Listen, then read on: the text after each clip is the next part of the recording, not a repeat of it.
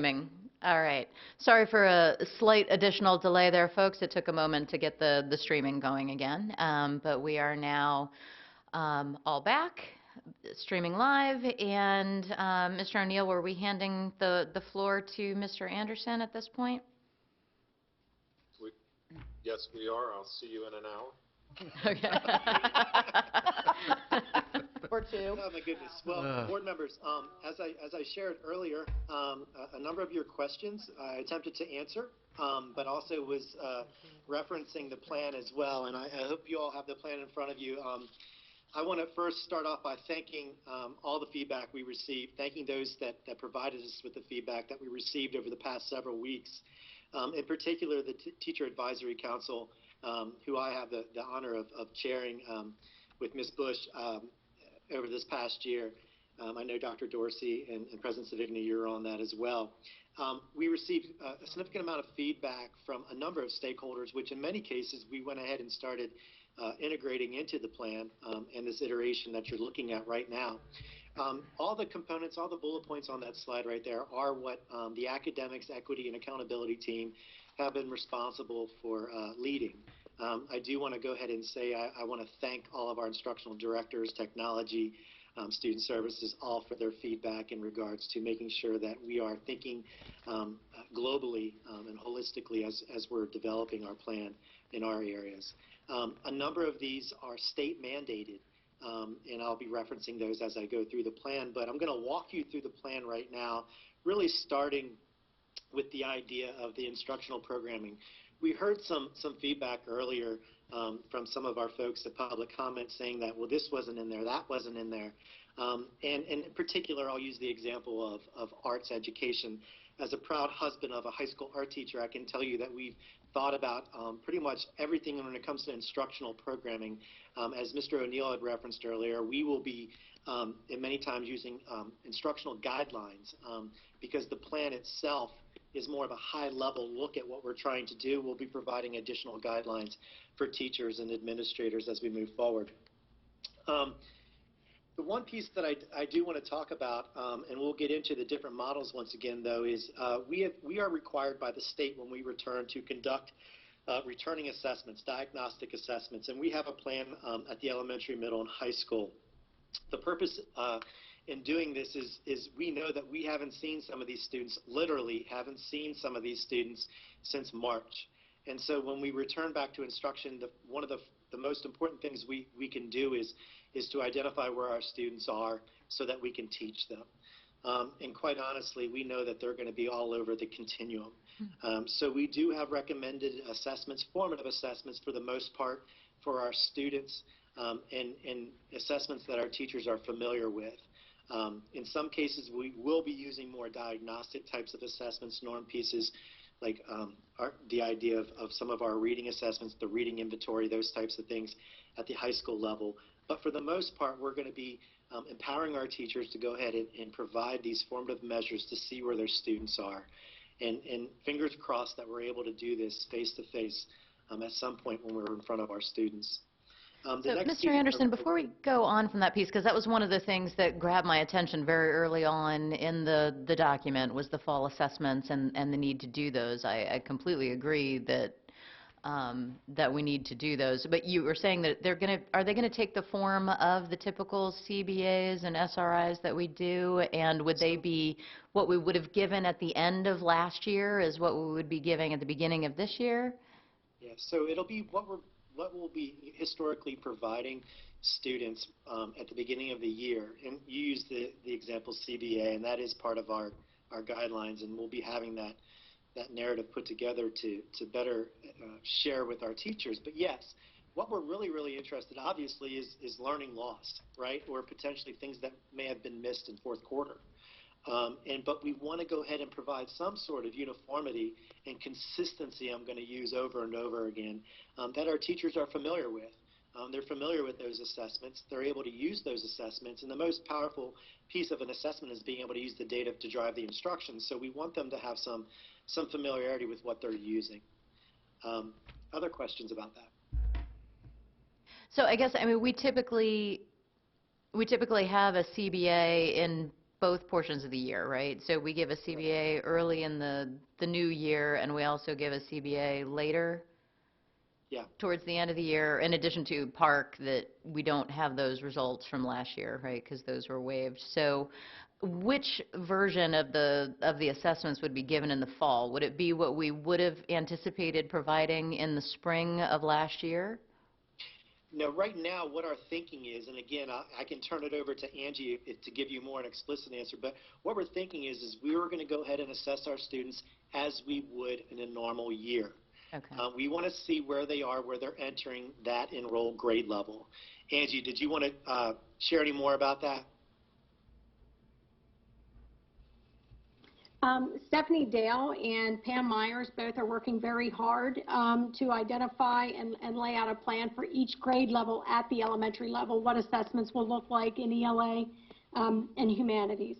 And it's quite extensive, and I will say that it's in the newer version of the document. We just finished working on some of it on Monday, but it is extensive. But to go back to your question, President Savigny, we are looking at holding the assessment as we normally would with the entering year. Okay. And so that would happen within, is the state mandating what time frame that has to happen in?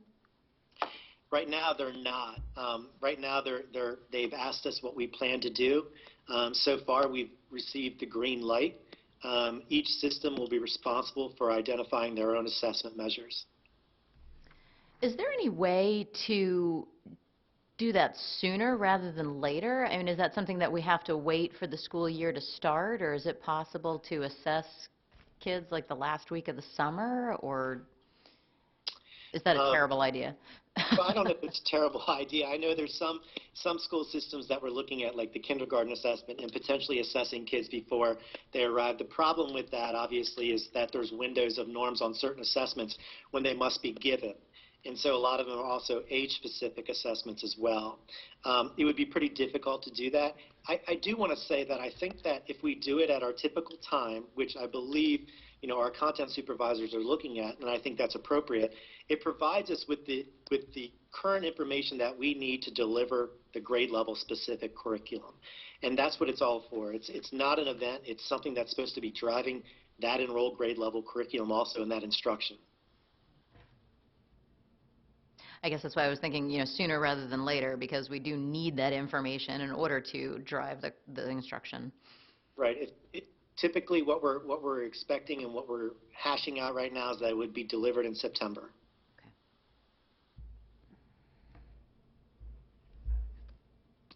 Okay. Again, that is authentic to each school system.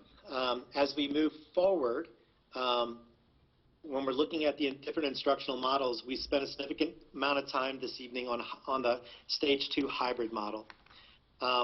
And we understand how difficult that would be to provide equity, access to all of our students, to be able to see our students on a regular basis. We understand all the limitations. Our biggest concern, obviously, is that we have nearly 1,000 students that don't have connectivity in our school system. That's based on the numbers we receive from principals at elementary, middle, and high. We're also very concerned about our ESOL population. It's the one student population that continues to grow in our school system. We continue to do as much as we can in getting out to actual individual homes, and we want to thank our PPWs for that as well.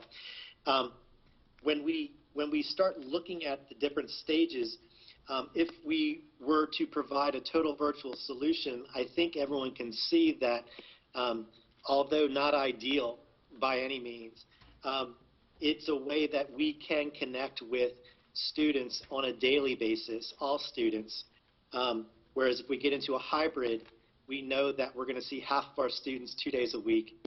Half of our students then would be working asynchronously 2 days a week, and then 1 day with a total virtual solution. Our fingers are crossed, right, that we can get to Stage 3 sooner rather than later.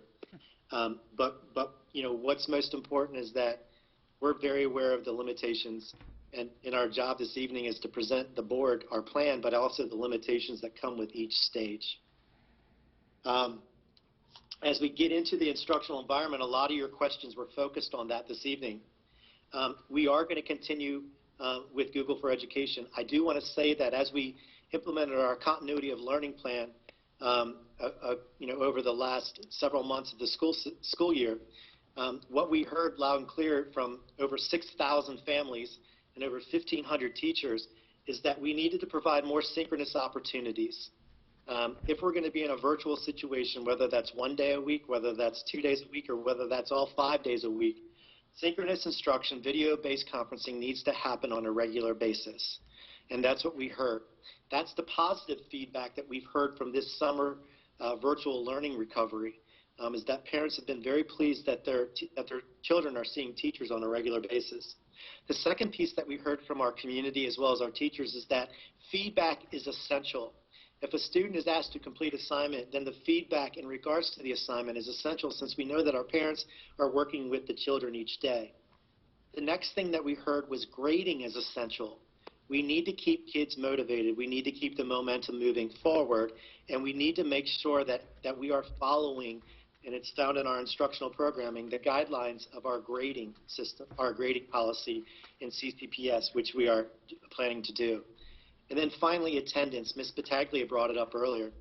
We need to students need to illustrate that they are engaged, and then the idea of what does that look like, and how do we count them as attending that day? We can do that in a variety of ways through a virtual solution if they are not present in front of us that day. But we are going to stay with Google for Education, Google Classroom.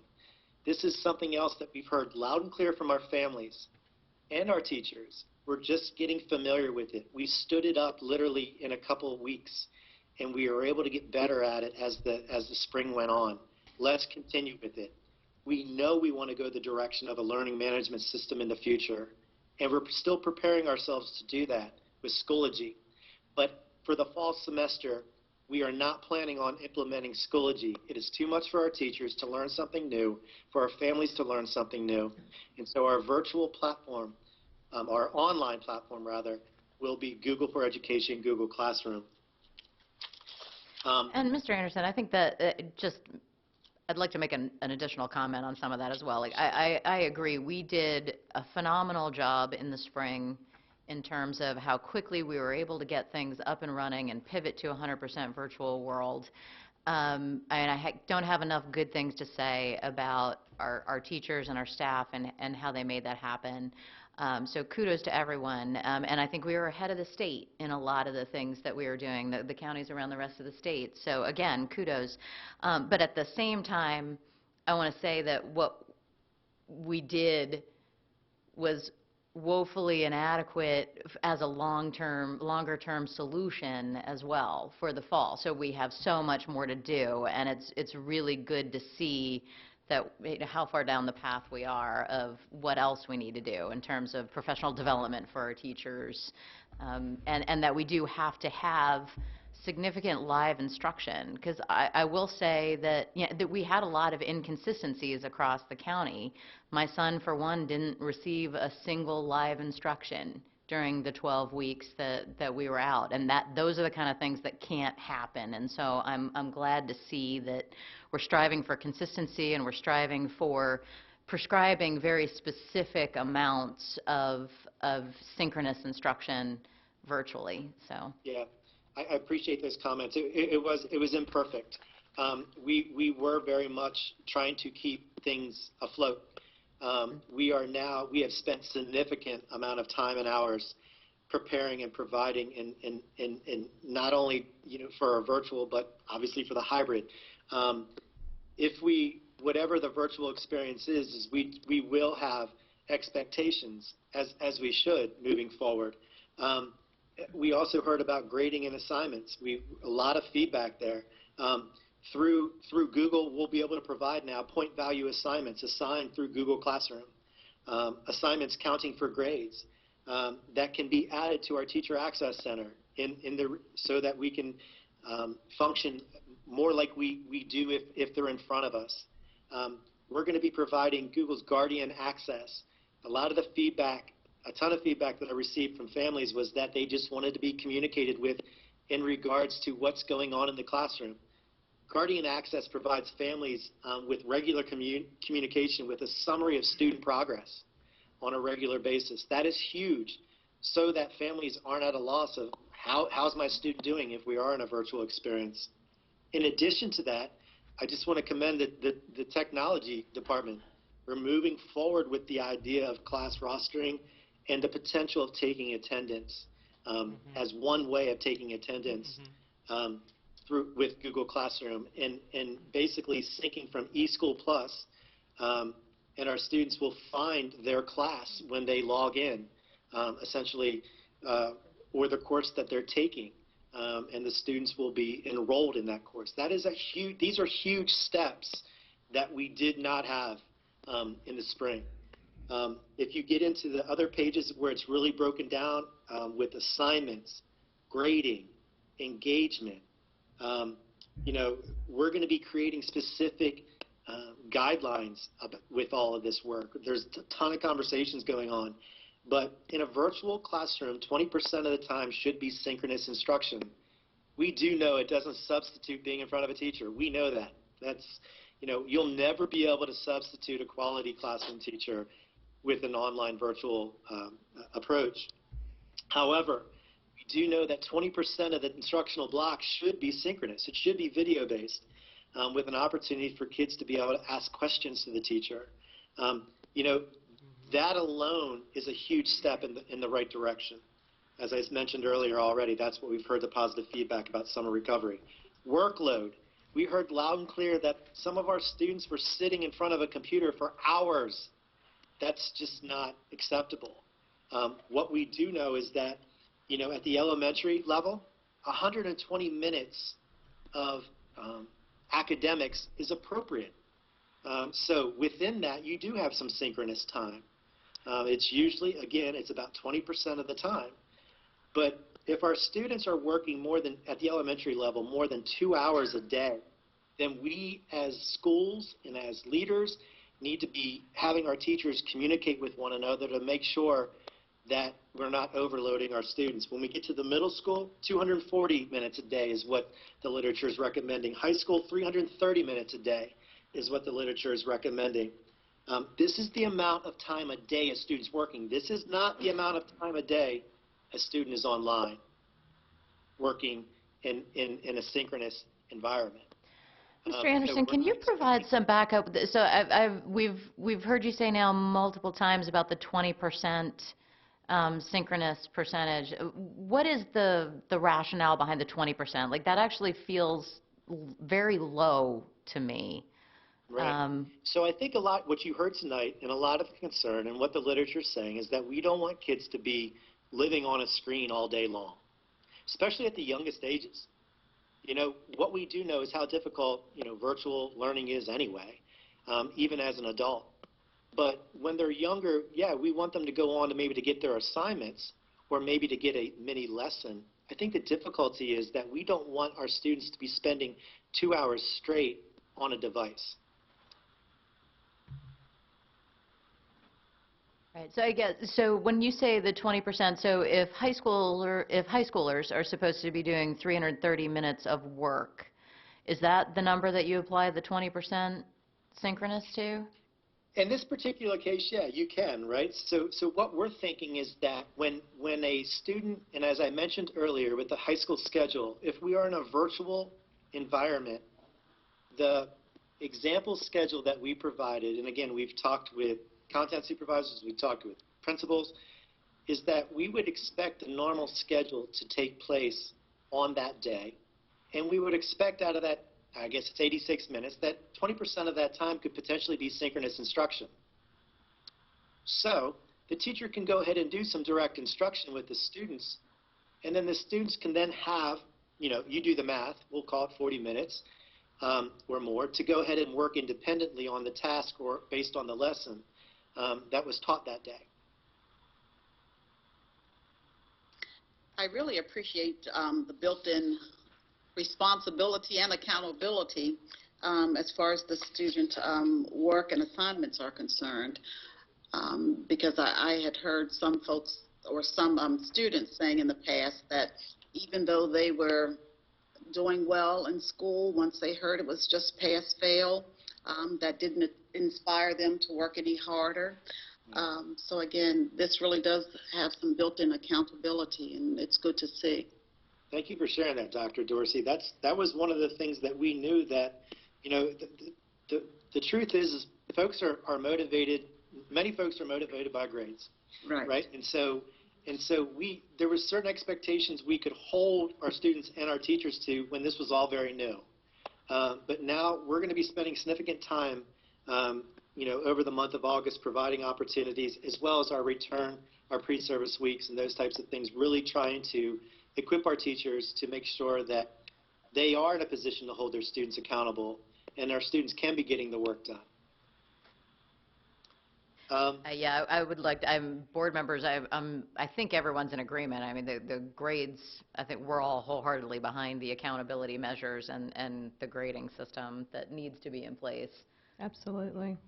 And if any student is at home right now and are going, oh, 240 minutes is too long, if you can sit and play Fortnite for 4 hours, you surely can sit and do this for 4 hours. Just gonna say. And Ms. Taglia, that's a good comment, because we also know that our youngest learners, if they're not in school, we don't know where someone might be a care provider, a grandparent or something that's watching over them if they're not in school. And so oftentimes our parents are working, they'll get home, they'll have to do it in the evening. And so we have to look at engagement there as well. And so lots of feedback this evening. Even while I was talking, I got a lot of emails about folks who were like, can we capture the lessons through a video, you know, like I'm doing right now, without any students in the picture, and then we can just go ahead and watch it over and over again? Absolutely, that's appropriate too. But that 120 minutes for an elementary student could be spaced out, broken up. We just want to be realistic and appropriate with our expectations. And that really gets into the instructional schedules. We provided a couple examples, but what we do know, and as a past principal, you know, it's really going to be reliant on what works for the school, based on my staffing, based on when I have my applied arts teachers in my building, on what days they're there.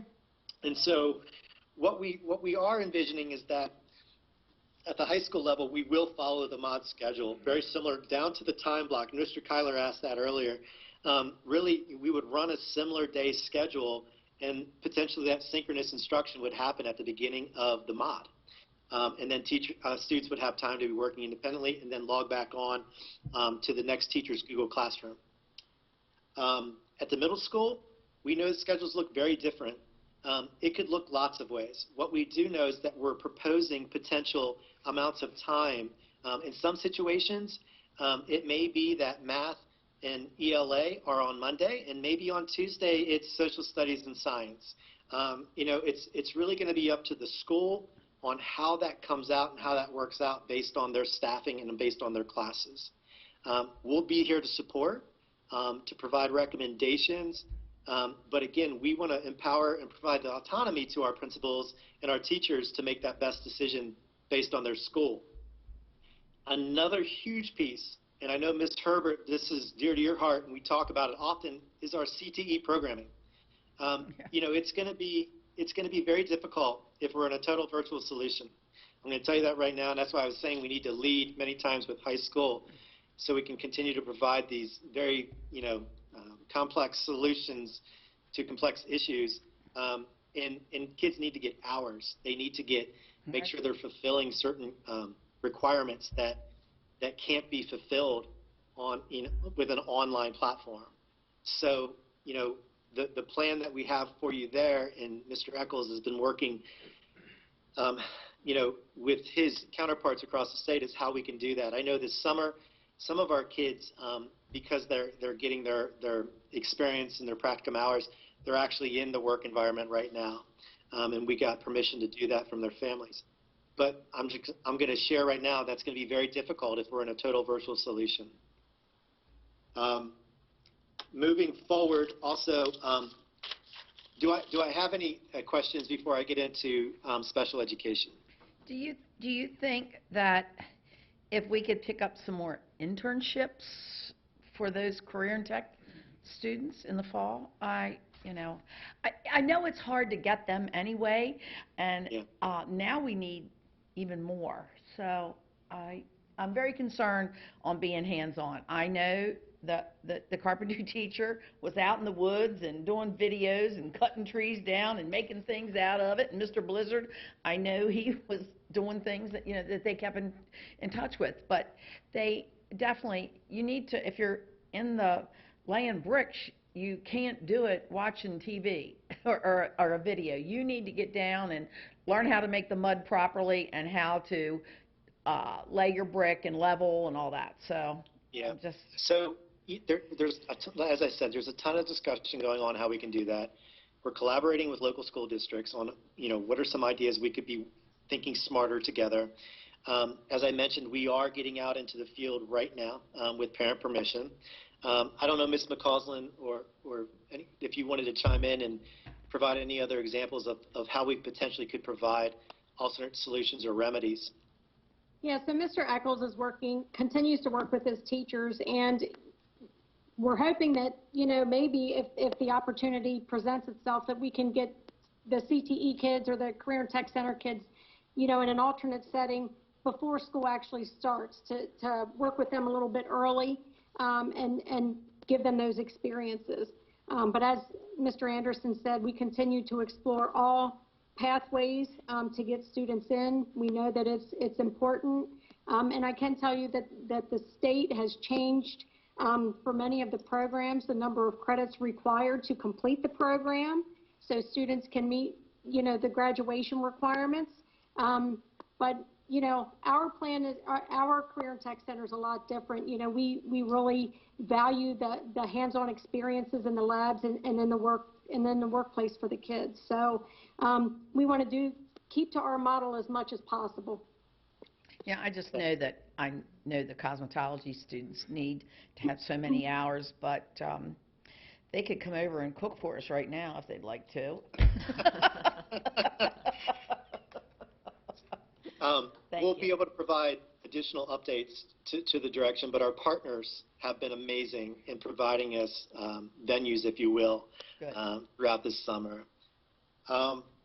Getting into special education, the most important piece, and if there's specific questions about the information I'm sharing, Nick and his team have done an amazing job with this.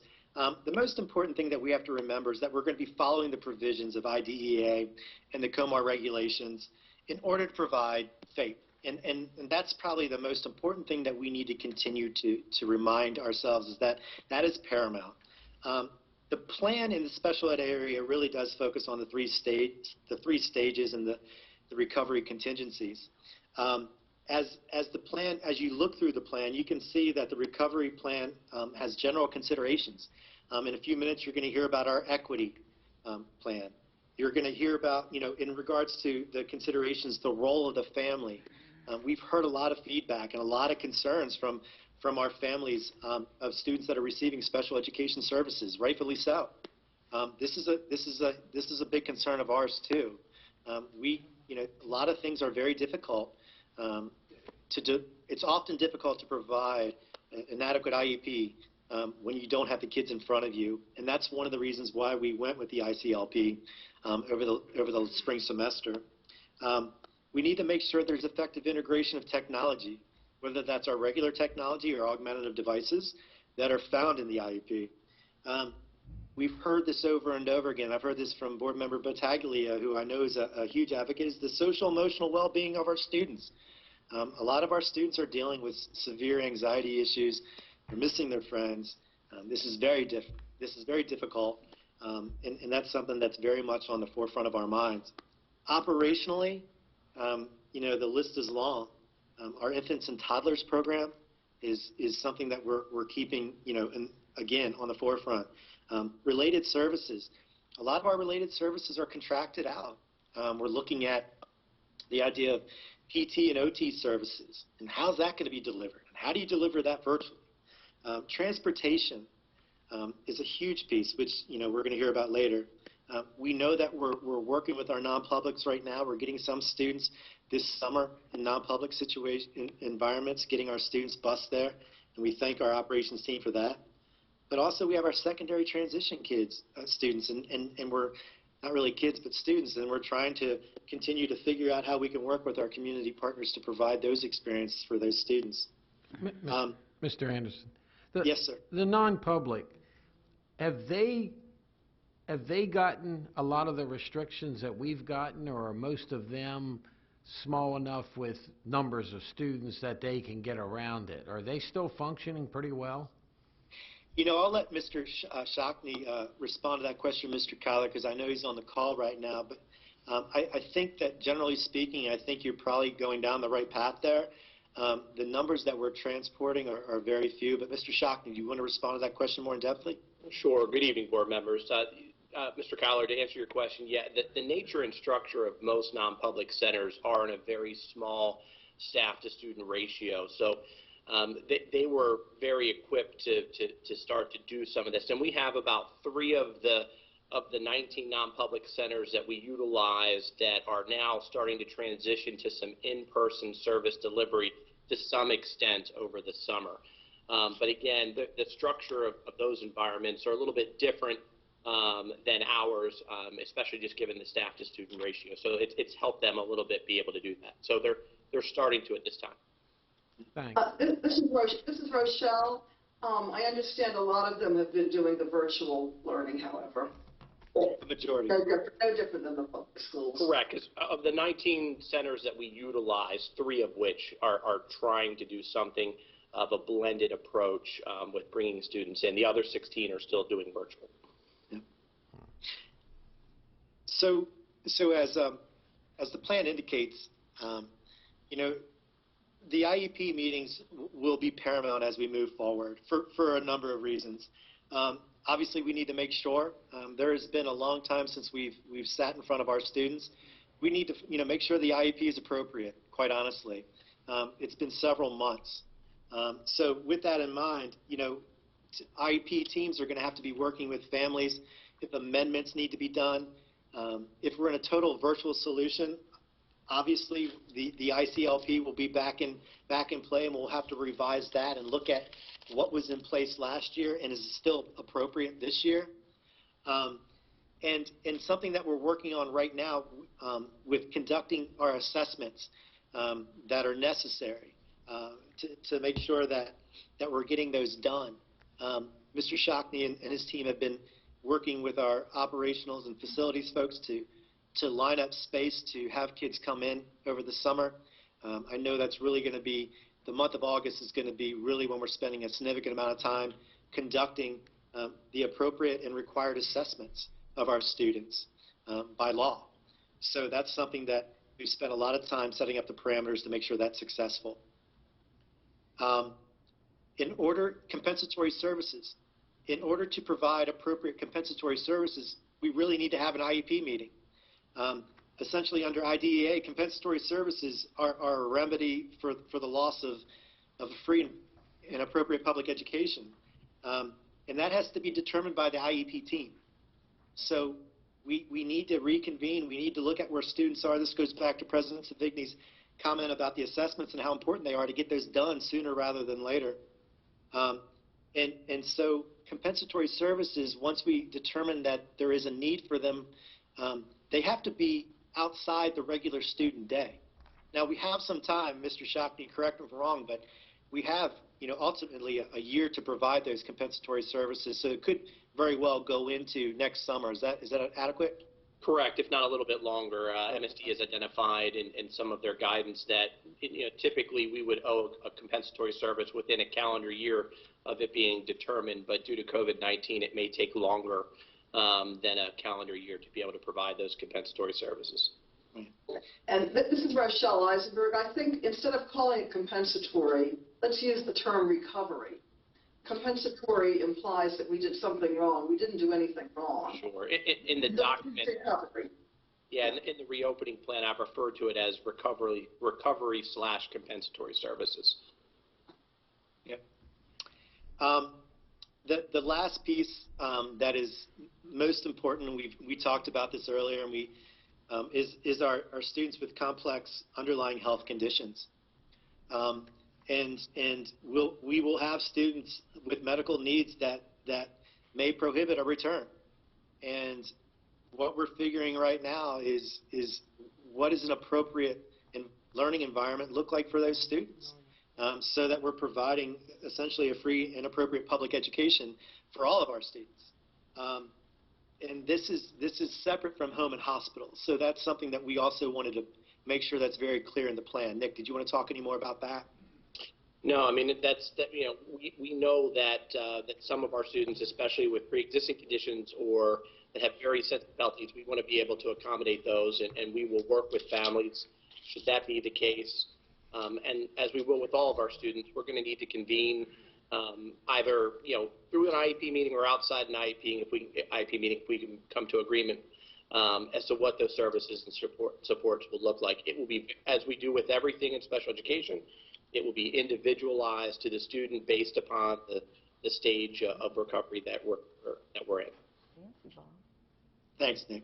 And just for the board's knowledge, Nick's team did an amazing job, obviously, with this plan, but this is directly aligned to the technical assistant bulletins that we receive from MSDE, and we continue to update and revise. And we do have some feedback that we received over the past week that we do plan to put in the next iteration. So I just wanted to share that with the board. This moves us into the equity section of our plan. And this is something that I know with all of our board members is a huge concern, as it is for all of us. The reality is that we are leaning on our equity policy through this work, but the reality is that we're trying to eliminate and remove institutional barriers while not having the kids with us. And what we've learned that COVID has essentially taught us that it's only intensified existing inequities, whether that be connectivity, access, support at home, all of those pieces, whether we're talking about students needing meals, all of the above. And so I just want to commend Judy and the folks that worked with her on the equity portion of our plan. It's really broken down into 4 sections. Achievement and growth, where we're really focusing on equitable access, not the same, not equal access, but equitable access. We know there's going to be issues. To Mr. Kyler's point earlier, there's going to be issues with how, what's appropriate. How can we grade kids if they don't have access at home or connectivity at home? What's reasonable? What are the expectations for those students that can't get online? We're going to be asking, what we heard loud and clear from teachers is that they want to create their own instructional resources. We did our best considering the situation that we produced all those packets, but oftentimes those were something to make sure that we were following the curriculum. Our teachers know how to deliver the curriculum better than the person that's creating the packet. And so we don't want to get in their way. So how do we get that material to these kids is a huge piece. The second piece is leadership and human capital. What we do know is we want to continue to recruit and retain effective and diverse staff. We talked about relationships over and over, and we talked about having staff. Our staff have done a great job this summer of keeping our minority student unions moving forward and working with those students. The social emotional piece of it, keeping our kids engaged, and oftentimes we need to make sure that we have that diverse staff that is working with our students, so our students see someone that looks like them and has similar experiences to them, to be quite honest. And that's something we're very committed to doing. School climate and culture, we've heard loud and clear we need to focus on the needs of our students and to continue to adapt. The climate obviously is split right down the middle right now. We want, lots of folks want to keep their kids at home. Lots of folks want the kids back in school. We need to figure out a way where, that won't become an obstacle to our instruction. And I'm not talking about delivery of instruction. I'm talking about the affect of our instruction. Wherever we land, we're all in it, and we got to do our best to keep our students moving forward and engaged. And then finally, educator and staff capacity leads us into some of the work that we're going to be talking about professional learning. And really, Nick's team has done a great job this summer already, starting providing professional learning, virtual professional learning through special education. There's a number of courses that we've been promoting through the State Department, and as I've mentioned in a few minutes, the month of August will be a huge push, which has been a major concerted effort across our school system. The next piece goes into English for our speakers of other languages, our ESOL students. Again, this is one of the fastest growing populations we have in our school system. It was really concerning to us that we didn't see a lot of enrollment and registration the time that we were out since March. That's a big concern to us because what that's telling us is, based on the numbers that we've seen historically, that there's a lot of kids out there that may have not registered for school yet. And so we do anticipate a potential influx of students that may be registering over the summer, quite honestly, up to the very first day of school. And so that will be a huge piece. And when you're trying to provide a virtual solution or a hybrid solution a couple days a week, our resource teachers are more important than ever in providing support, whether that be special education, whether that be our ESOL resource teachers. Just that continuity of support is going to be essential. But as we look forward, we didn't do any screening of new ELs over the spring semester, and that was a state directive. We will be moving forward. And within developing a comprehensive plan that includes access to technology, again, very similar to special education. I can't say enough about our ESOL team and family outreach, visiting individual homes, working with our PPWs, providing resource bags with our food distribution. Instruction and assessment will be equally important, and as we've mentioned earlier, we need to get that done sooner rather than later to see where these students are. And then obviously professional learning and support, not only for our ESOL staff, but more importantly for our general ed staff and families of our ESOL students. Finally, the last piece in the AE section is really professional learning. And I want to start off by saying that, you know, over the spring semester, we had over 70 sessions, thousands of teachers. We heard it tonight in a public comment of a teacher that these folks were learning to fly the plane as they were building it, and they should be commended on it. But I think they're all ready for the next step if we find ourselves in that situation. Depending on what we can offer will be essential as we move forward. What we are planning for in the month of August is a month-long professional learning series, a summer virtual learning series, where we will have over 180 sessions over 20 days. It'll be 42 different topics of instruction, whether that be, you know, topics of social emotional, video conferencing, synchronous instruction, blended learning, providing asynchronous experiences that are meaningful, you know, how to engage families, how to provide support to families, feedback, our ESOL population, and obviously areas of focus on equity and inclusion. We will be able to let about 250 individuals attend. We know that we have thousands of individuals that will be taking part in this. And so we've spent a significant amount of time figuring out how we can make this happen. We will be recording the majority of these so folks can go back and see them, so that we have a repository where folks can archive actual pieces as well. We know that this will be one of the most important areas of our recovery plan, is to equip our teachers for whatever they're dealt with. And right now, you know, we're talking about a lot of different things. And the most important thing that we can do is place our students and our teachers in a position to be successful, and that's what we're going to intend to do. And So Jason, much of there. that is going to happen in August? Is that, so we're planning to provide a significant amount of this professional development through the August timeframe, is that? That's correct. And so based on, you know, where we're heading as a school system, we know that we were looking, President Savigny, we were looking for a virtual professional learning day of 7 to 8 hours.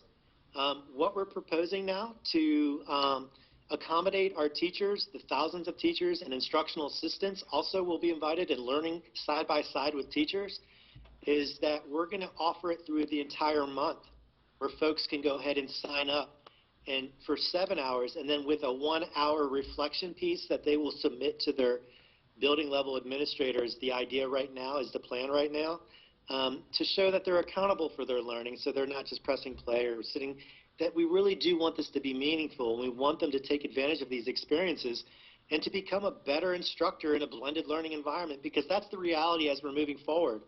Whether we're in a virtual solution over the next months ahead, or whether we're looking at a true blended learning environment where if we have all the kids in our classroom, you're still running a blended learning environment where there's asynchronous assignments in your learning management system that you're supposed to be assigned to. So we're moving forward and building capacity of our teachers and our instructional assistants to prepare for the future, no matter what we're being dealt. Okay. But yes, over the 20 days, we're asking teachers to take part in 7 sessions with an hour reflection. Like I said, there'll be 180 sessions. A teacher can do 1 a day, you know. They can do all in 1 day, but we wanted to accommodate and personalize their professional growth. And Mr. Anderson, board members, it's worth noting that those opportunities throughout August that Jason's talking about are in part due to a collaborative effort with CCEA and CASE, working on adjustments that occurred at the end of the last school year to agree to have that opportunity for teachers and assistants in August. This is very exciting as we know we've run into, as was said in public comment tonight, we weren't able to do professional learning because we ran out of substitutes or we couldn't get substitutes. This is potentially where we're moving forward. We're seeing our teachers receptive to this approach of professional growth. And Jason, I just wanted to make a comment concerning the courageous conversations and also the book talk or book club. Again, those have been very encouraging, very inspiring, and seems like the participants are certainly gaining a great deal from participating in both those activities. Thank you for sharing that, Dr. Dorsey. My hat's off to Judy Jones. My hat's off to Jeff Alasakis, who's spearheading this. My hat's off to our ITT team to making all this available. And you're right, folks are more available themselves when it's more accessible. They don't have to go to a certain place for it. And Mr. Anderson, I think this board, I mean, we all care very deeply about equity, and I think that one of the things that concerns us most about the virtual environment or even the hybrid model is that, you know, our already disadvantaged kids and our farms kids, those are the ones that are going to bear the biggest brunt of this situation. And so just really trying to figure out how do we get better access and better equity to those kids. And if there's a way to reach out to our community partners, we had multiple community partners here tonight saying, we're here, how can we help? And I know that, you know, it's tough, and when we're in the middle of trying to figure out all of this stuff to add more considerations in, but we do have, like I said, multiple community partners reaching out to us, so if there's... Yeah. Thanks for saying that, thanks for bringing that up, President Savigny. There's no doubt.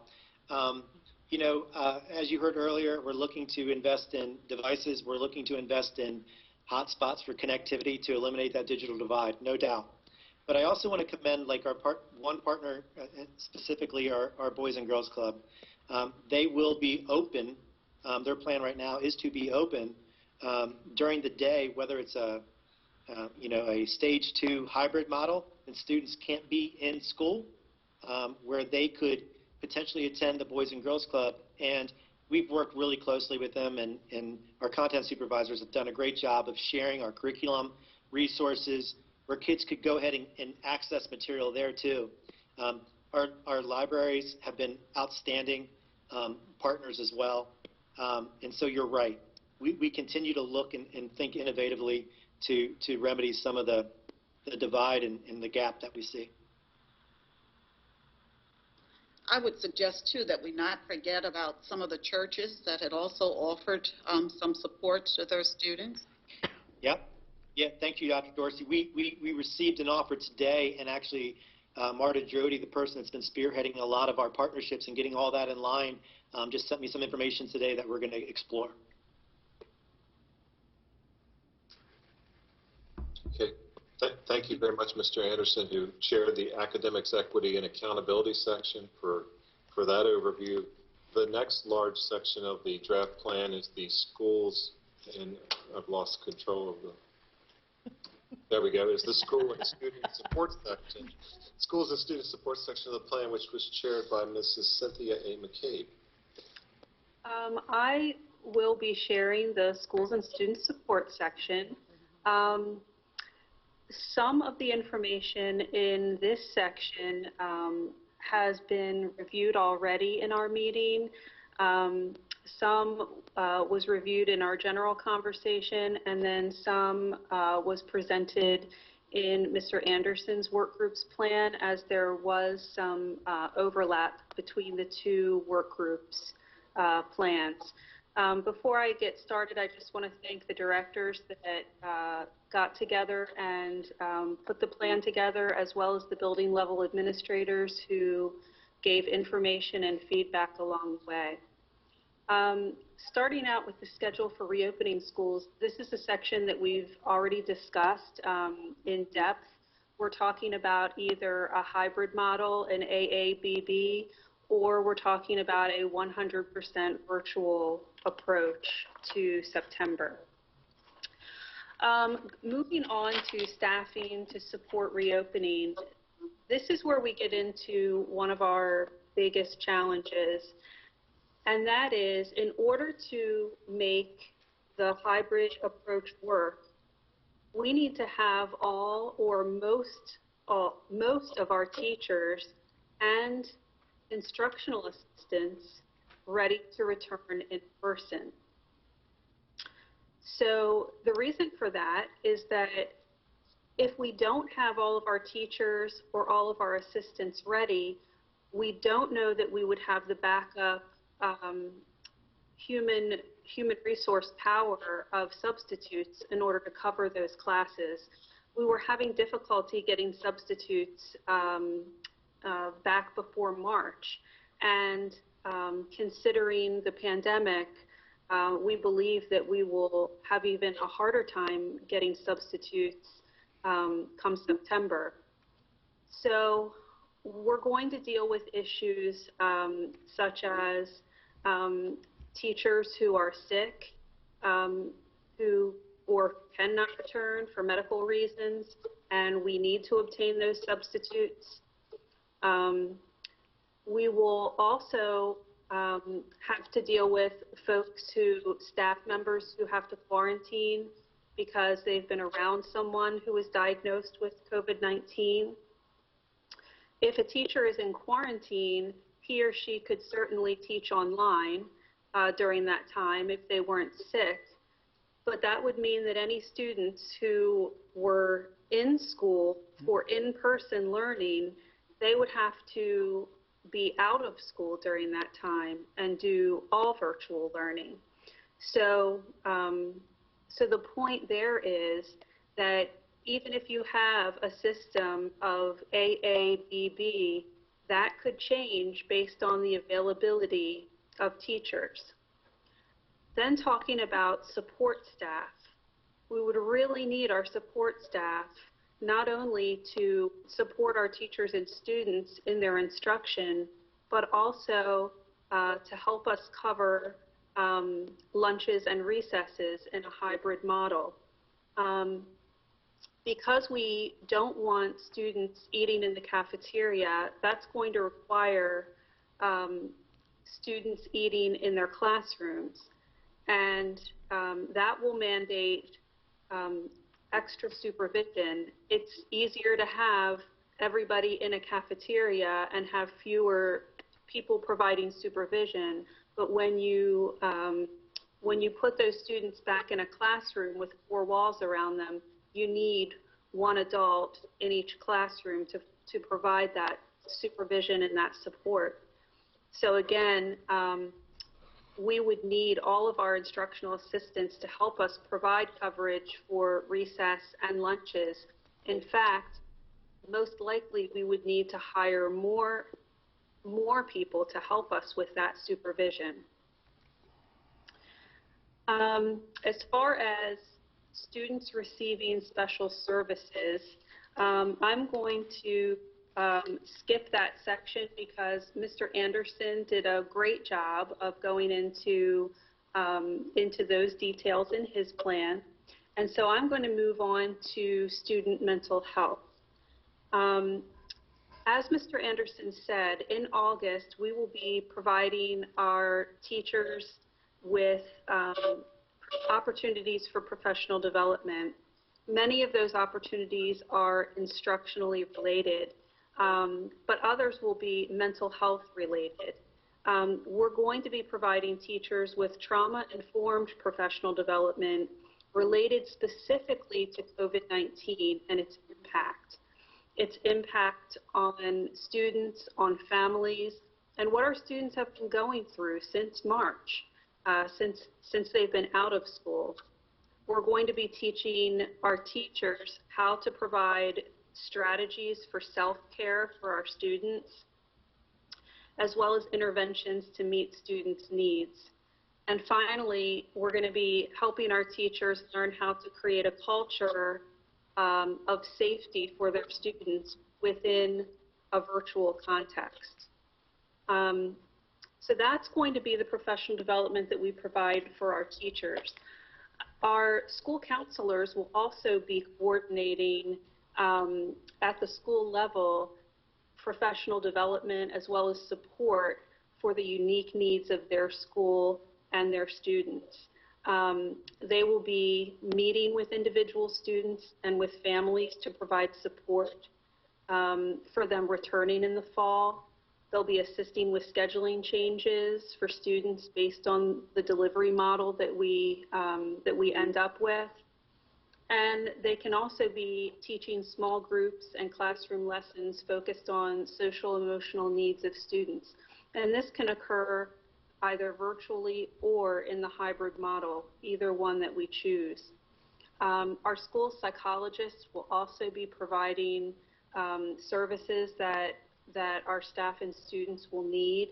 They'll be assisting with the coordination of school-wide social emotional learning initiatives.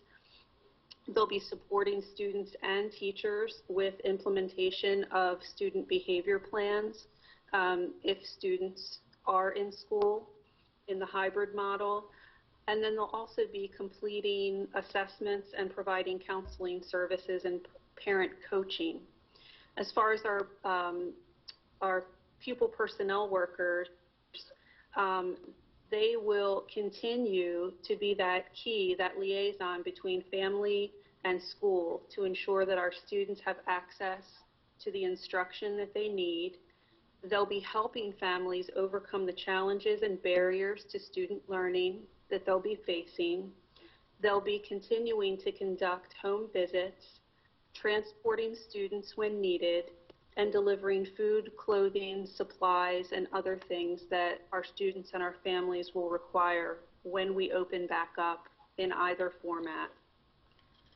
As far as attendance and grading, again, this is a section that Mr. Anderson went over, so I won't belabor it. I'll just say that attendance will be taken on a daily basis again, as it was before the pandemic struck, and that we will be using our traditional grading model beginning in September, regardless of the model that we will be using. As far as extracurricular activities go, we have developed a return to play committee to make recommendations for the start of athletics and other extracurricular activities. As far as athletics go, we are following the guidance from MPSSAA, and our athletics and other extracurricular activities will be dependent upon the model in which we go back. If we go back in a hybrid approach, we will be able to enact conditioning procedures and opportunities for our athletes. If we're 100% virtual, we'll need to discuss that and what that could mean for athletics. Even in a hybrid approach, though, we want to make sure that with the pandemic still creating health and safety issues, we want to make sure that that we handle athletics safely, and that we really focus on the health and well-being of our students and getting them into shape and healthy. For those who have maybe gotten out of shape or haven't participated in athletics, that's going to be important for them. Also, if we go back in a hybrid model with an AABB, we may be able to split our athletics into those same cohorts as far as practices go. So those are the things that we're looking at in return to play. We're also looking at marching band opportunities with conditioning and getting them ready. But again, a lot of it depends on what model we choose to return in. So those are the sections for schools and student support. Any questions? Yes, Cindy, I do, because being a sports person. Did they said the target date for conditioning was to be July 13th, so that has not happened? Right. You know, some students are out there, you know, doing some things on their own, but we didn't want to put the cart before the horse. You know, we wanted to have some kind of board direction before we got out there in an organized manner. So what happens then on August 15th when they can start practices? What does that mean to Carroll County students? It will depend on the options that you, the board, choose for how we return. You know, in a hybrid model, you know, we'll probably try to bring students back, and like I said, you know, have some kind of athletics. I don't know how many games we'll be able to have or how much competition we'll be able to have. I can almost guarantee we won't have competition with other districts around the state. It would probably be within Carroll County. But again, you know, a lot will depend on how we return in September. All right. So then, you know, me being the bus lady, what happens with those bus contractors that bought buses that specifically do nothing but field trips and sports teams? What happens with them? I don't know. That's why I'm asking. That's a great question, and you could extend that to other contracted services as well. What we did in the spring, and in large part with a couple of exceptions of some contingent programs in the summer, is paid the bus contractors sort of the base formula. So, you know, everything but the miles. That's, you know, Ms. Herbert, that's a great question, and it's something I just thought of that because I was reading these dates and all this, and I'm thinking, nothing's happening, and if I had a school bus sitting in my backyard and I'm making payments on it and I'm not going to make any money, I was like, ah. And that would be a lot of school buses around the whole country. Yeah, we did pay the base routes, base part of the formula for the normal routes and the special ed routes. We also did pay spring athletics last year, the same sort of base part of the formula. You know, the athletics is sort of its own question because I don't know if Cindy can get into this or if there's even anything at this point that we know enough to get into, but I know that the state board granted a waiver to MPSSAA that, you know, presumably sports could happen out of season next year. And so, you know, I don't know what that would mean for athletics, because if we paid the base contract in the fall and then the fall sports happen in the spring, we'd have to sort all that out. As far as the normal, regular, and special ed routes, you know, that's going to have to be a decision we come to as a staff through Dr. Lockert's recommendation, and the board decide after you figure out the plan and what Right. you want the plan to be, that's going to be sort of an August decision, and that's a difficult decision, because on one hand, a person could easily, a member of the public, whoever, could easily say, well, should the school system, should the Board of Ed be paying for a service like that if the service isn't happening? At the same time, and this may not be true of every contracted service, but in the case of the bus contractors that you bring up, Ms. Herbert, that's a very symbiotic relationship in that they exist primarily to serve our transportation needs, and they've made an investment, and we've made an investment in them as well. It works both ways. That happen, and we have them sort of on call. So if we don't Right. if we don't afford that cost up front, they may not be on call when we do need them. So I know that's not a definitive answer yet, but it's also, we haven't reached that point yet. We Yeah. did for the spring, and we know we need to in August for the new school year, and that's a conversation I assume we'll be having with you again as these meetings continue. Yeah, I was going through this athletics thing, and I'm thinking, oh, but now we got buses. Okay, already. Well, thank you. Yeah, because I even heard that they were thinking about doing football in the spring. So. Right. And then Cindy, I was wondering back to the lunches and students having to eat in their classrooms. You talked about having assistants provide coverage possibly. Who would be responsible for the cleanup? That's something that we are looking at as far as working with the operations side of the house. What we know is that we certainly don't have the custodial staff to have them come in to every classroom after every lunch to do a deep clean. So we're looking at what our options may be when students finish their lunch, when they move on to the next period of learning. That's a great question, and it's something that we're working through.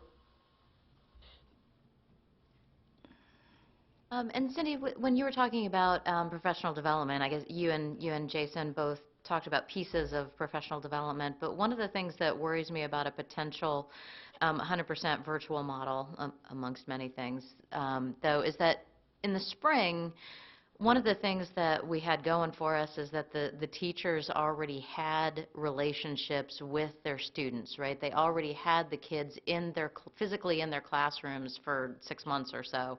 So they had built that face-to-face relationship.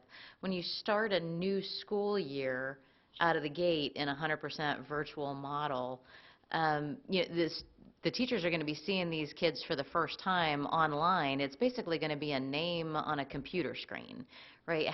Do we have professional development that's going to be geared towards how do you build that online relationship with a student that you've never seen face-to-face?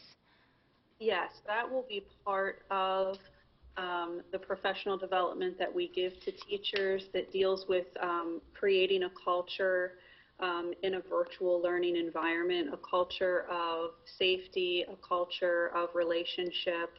So yes, that's going to be much more difficult if we come back 100% virtually, but we will be giving our teachers tools to help them as they do try to set that positive culture. You bring up a good point, Ms. Savigny. It's something I think about all the time. If somebody said, oh, you can just pick, if you could pick the time you'd have to shut down schools, when would it be? Well, I'd always choose later in the school year, near the end of the year. If I absolutely had to, and I had a choice, that's what I'd do, because all those relationships have been built. We've gotten to know kids and their families and all of that, routines, structures, expectations. So this makes it that much harder because, like you illustrated, you're walking into something now that's new and different, and you haven't had that opportunity to build those relationships. To Ms. McCabe's response, we did see some schools do some pretty, I think, incredible things, particularly as we thought about transitioning students. One example sticks in my head of Mount Airy Middle doing some welcome to middle school incoming fifth graders. And while it was virtual, they basically went right through the school, staff member to staff member. Here's what you can expect. Tried to provide that sort of transition in a creative way. And so building relationships is important, getting to know everybody, but also thinking about those transition grades as well. When I'm not just going to the next grade in my school, I might be going to middle school or high school or coming into kindergarten and stepping foot into a school for the first time. So we're thinking about all those ways, if we have to be in that virtual environment, that we can be creative. Sorry, I'm getting a little feedback. There we go. Great. Okay. Ms. McCabe, thank you very much. The next large section of the plan, I keep using the click on this. The next large section of the plan is the system operational and safety guidelines, and Mr. Michael J. Hardesty, our Director of Transportation, considered it a huge professional honor to chair this work group, and he'll provide you with some of the highlights. Good evening, Dr. Lockhart and board members. Yes, the System Operational Safety Work Group was comprised of the entire operations leadership team, in addition to Ms. Philippa Gomes, the coordinator of our health services section. So much appreciation to those members. They are all with us this evening to answer any specific questions that might come about. We have identified findings and certain recommendations within each of the 9 categories that you see on the screen, and I will just highlight some of those important findings and recommendations. Those 9 areas being essential, we feel, areas of importance or critical sections of opening school in any fashion. Those being building access and screening, obviously who is going to be allowed in the buildings and how are they going to be processed and screened. Building and space modifications, what's going to be necessary within the classrooms, within other areas of the schools, school footprint to allow for social distancing in particular. Cleaning and disinfecting classrooms, other areas of the school that are going to be utilized, and buses. What are the protocols that we're going to be implementing for or recommending for cleaning and disinfecting? Student and staff exposures, obviously we need protocols for what would happen if a student or staff member shows signs of possible infection or actually has been identified as having the COVID virus. You know, what are the protocols that we're going to follow in those circumstances? Food services, how are we going to provide the meals? We just talked a little bit about that.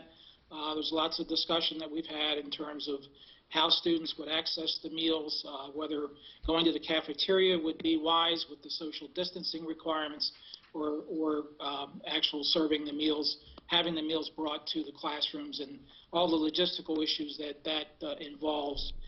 PPE, personal protective equipment, obviously I think we touched on this a little bit with the last board meeting in terms of us having to be proactive and order as much material up front as we can, and especially in terms of masks, to be sure as best we can that we're going to have an adequate supply of PPE when school does open. Return to workforce, how Excuse me, will I have we a question. Sorry, Mr. Hardesty, about the face mask. It states on page 43, all building occupants will be required to wear a cloth face covering. And then it goes to C. Staff will be encouraged to wear their own face covering or mask. I'm putting this on right now because I love this. This is very nice for me, and you can all laugh what you want. But when I was a teacher and trying to teach phys ed with a face mask on, I don't know how they're going to be able to do that. Mr. Singer, I'm thinking of teachers, and they need to see your lips sometimes move. Is Mr. Singer still on? I'll chime in here since you mentioned me. First of all, I think what you have is I can't see it real well, but you've got one of those face shields. Yes. And the studies out there show that they're not nearly as effective in preventing the droplets spread, and we would highly recommend sticking with the face coverings as opposed to the face shields.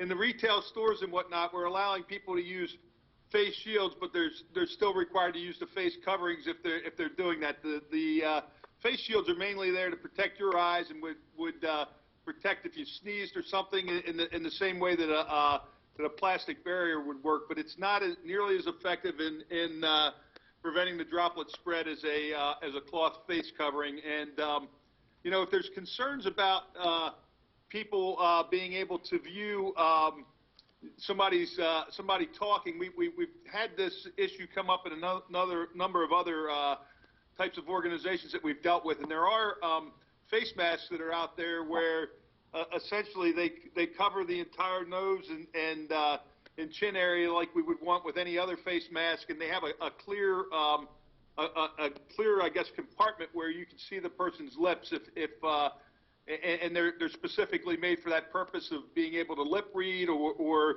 you know, if expressions are important. So those type of things might be something that the school system might want to look into, but the face shields are unfortunately not a good substitute for face coverings. Okay, you learn something new every day. But I had to ask, because I know standing up in front of a classroom and talking for number of hours is going to not be easy for some of these teachers. I will tell you that. And I know some of them will have notes, but I just wanted a clarification for everybody on this.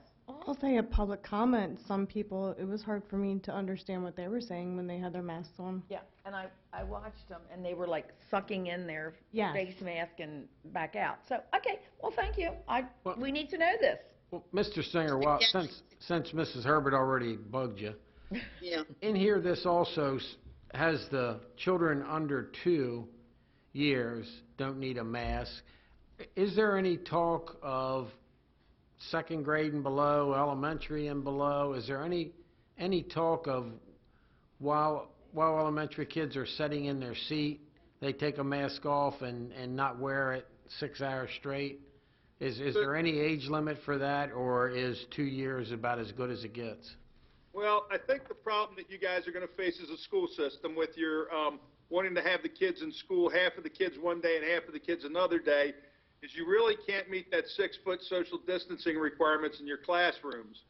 And this is kind of a compromise type position because, you know, the CDC is saying you really need 6 feet, but if you look at the American Academy of Pediatrics recommendations, and they're really in favor of people being able to go back to school as much as possible, they talk about trying to have it, they prefer 6 feet, but if you can get 3 feet, as long as people are using face coverings, that's their recommendation. So unless you're going to be able to actually get distancing of 6 feet between all of your desks, I'd highly recommend you stick with requiring face coverings in all your classrooms. Okay, so that's part of the compromise to get to the 3 feet. Mr. Essentially, yes. Okay. And that's for kindergartners on up, everyone. And that's what's, like I said, that's what's being recommended by the American Academy of Pediatrics, and we're, you know, honestly, I don't think any of us. I mean, they're being able to work this out in daycares right now, it seems, and we've been in some of the daycares, and we've been in just kind of oversee what's happening there. So, I mean, if they can make it happen in these daycare settings, you know, I really think we need to at least make the effort to try to make it happen in the school system and do what we can. It's, you know, as I talk to people about businesses and reopening, and we want to reopen schools and everything else, anything we can do from having to keep us from having an outbreak and having to shut things down. I mean, we don't want to shut down classrooms and we don't want to shut down schools because we wind up with somebody spreading COVID. We want to make sure we can take those steps so that we don't have to unnecessarily, you know, interrupt your operations, just like we don't want to be interrupting businesses. And I know I don't like wearing a face covering any better than anybody else does. It gets uncomfortable, it gets hot, you sweat, and I got to wash it every day or else it stinks. And well, it's just the way that it is. So it's I think it's an inconvenience that we are all going to have to put up with in order to make sure that we can continue to move things forward and we don't take steps in the wrong direction as far as the number of people that we have that are testing positive for this disease.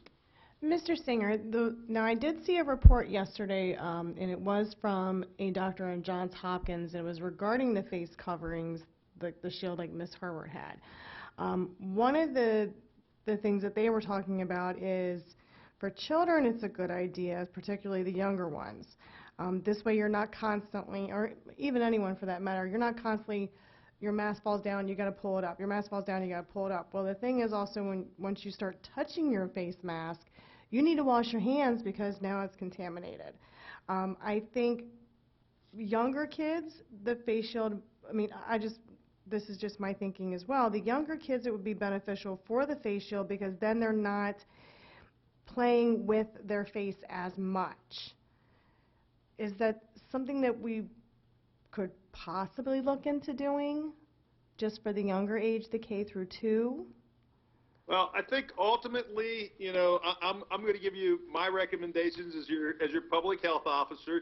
If you choose to do something differently, I think ultimately this is the school system's plan, and you all could choose to do that. There is a lot of stuff out there. I've read all kinds of reports. You know, there are even people out there who think we shouldn't be wearing face coverings at all, which I think is totally the wrong message to send to people. My concern. You know, my concern isn't so much as, you know, that we wind up with somebody who's not very vulnerable to this disease getting infected. It's when they take it home to their parents or their grandparents or these other type of things. And I just think that based on all of the reports that I've read out there, and there's tons of them, and they're not all consistent. My recommendation to you all is that there be face coverings would be required at all ages in the school system. If you guys decide to go a different direction, I mean, I think ultimately it's the superintendent's plan and the elected board's, authority to make a decision on this. But I'm giving you my recommendation, and you all can choose which direction you decide to go. Okay, and I appreciate that. And I just want to, I mean, one thing that I cannot stand right now is the mask shaming. Like, it's ridiculous. If you're in public and your mask falls down, it's automatic mask shaming. And it's one thing, we already have our kids get bullied enough, whether it's online or something in school for something. I don't want the mask to become the next bullying. And that's something that I do struggle with that a little bit. Mr. Singer, one more question and then I'll stop. You mentioned the daycares and you've been involved in them. Some of the daycare operators were telling me they create a bubble room, and because of that they don't have to use the mask. Is that correct, or did I totally misunderstand that? Well, I've not seen that, but I'm not saying that that's not possible. But again, it goes back to this whole thing, Mr. Kyler, where we're trying to compromise and make things work for you guys as best we can with the way you want to cohort students and whatnot. And I don't think we're going to be able to get from what the superintendent and his staff tell me. I don't think we're going to be able to necessarily get that 6 foot of separation. And I heard some of your staff complaining about that tonight, which that's a CDC recommendation, the 6 feet, but it's there's no specific orders that would require that type of thing.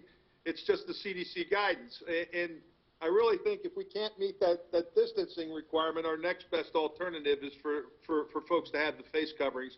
And I understand what Ms. Battaglia is saying as far as concern about the shaming with the mask. We've tried to really encourage with our staff, if we're going out, we've got to go out and do compliance inspections in restaurants and retail establishments, and we get all those complaints, which nobody really wants to see us coming when it comes time to talking about these things. But we try to make sure that we're doing everything we can to be positive about things and put a positive light on the importance of wearing these face coverings. And at the college levels, one of the things that they've been doing, and I don't know how you can encourage kids. I'm not sure what you do at the elementary, middle school, and high school level to encourage kids, but at the college levels, what we're recommending is that they come up with social media posts and whatnot that are done by their peers to try to at least make it attractive for folks to be doing this for the right reasons. And I don't know if there's a way we can get peers and whatnot involved in schools to try to put a positive message out there on wearing these and why, and trying to work with I mean, when you're talking about kindergartners, I don't know how you get the peers to work with each other on that, but you guys are instructional specialists. Somebody probably has some ideas out there as to how we could make this as positive an experience as possible. And I understand how inconvenient it is and all that, but again, it's the same thing. When we go and talk to these businesses, it's much more inconvenient for something to get shut down because we wound up having an outbreak than it is to have to deal with this inconvenience of wearing a face cover. And I'm bought into the adults in businesses and all of that. I just worry about like maybe K through second grade if they're going to keep them on their face, if they're not rubbing their faces too much, and I don't know whether we have options for that if we tried to have less in the classroom. I'm just skeptical about how that's going to work with them. Just that young age group. I understand all the adults in the building and all of that, and I like the idea of the pediatrics 3-foot versus a 6-foot. Because they're wearing the mask. That's worth it. I worry about the real little ones. Well, let me suggest this to you all. Maybe what I would suggest to you all is that you kind of implement this as an interim plan as far as the face coverings are concerned. Give it a month or so and see how it goes with the students. And if it's absolutely unbearable and it's not working out, we can come back and revisit if there's a better way to go. That would be my suggestion. Would be that at least you give it a try because like I said, I think in general it's working out okay in the daycares. And if we give it a try and we find out it's not working in the school system and it's a problem, then maybe we need to take a look at it again. But I would strongly urge you to go forward with the plan as your staff had put it together. That was the one part of the plan I thought was spot on, and I fully support that. And if ultimately it's problematic, then maybe we need to come back and relook at it. You guys meet like once a month anyway, right? It's a little more than that these days. Just a little bit more than that. Normally you meet once a month or something like that. If I might jump in just for a second, Ed, just to clarify, the American Academy of Pediatrics recommendation is 3 to 6. It's a range, right, where the CDC recommends where possible 6 feet. Now, look, we're going to try everything we can to get the 6 feet, but we're also going to be realistic. And when we're talking about kids, we can't guarantee that a 6-foot bubble will exist around every kid. Even if we had 3 kids in a classroom come back, there's always a chance that somebody's going to encroach upon somebody's, probably inadvertently in most cases.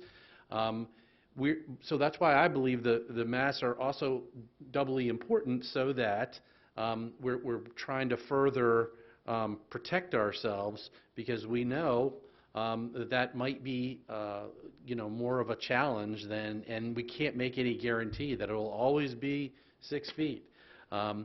We also know that once we land on whatever it is, if it is a hybrid to start, we'll also then hone in on how many folks are going to want the all virtual, which will impact the numbers in schools as well.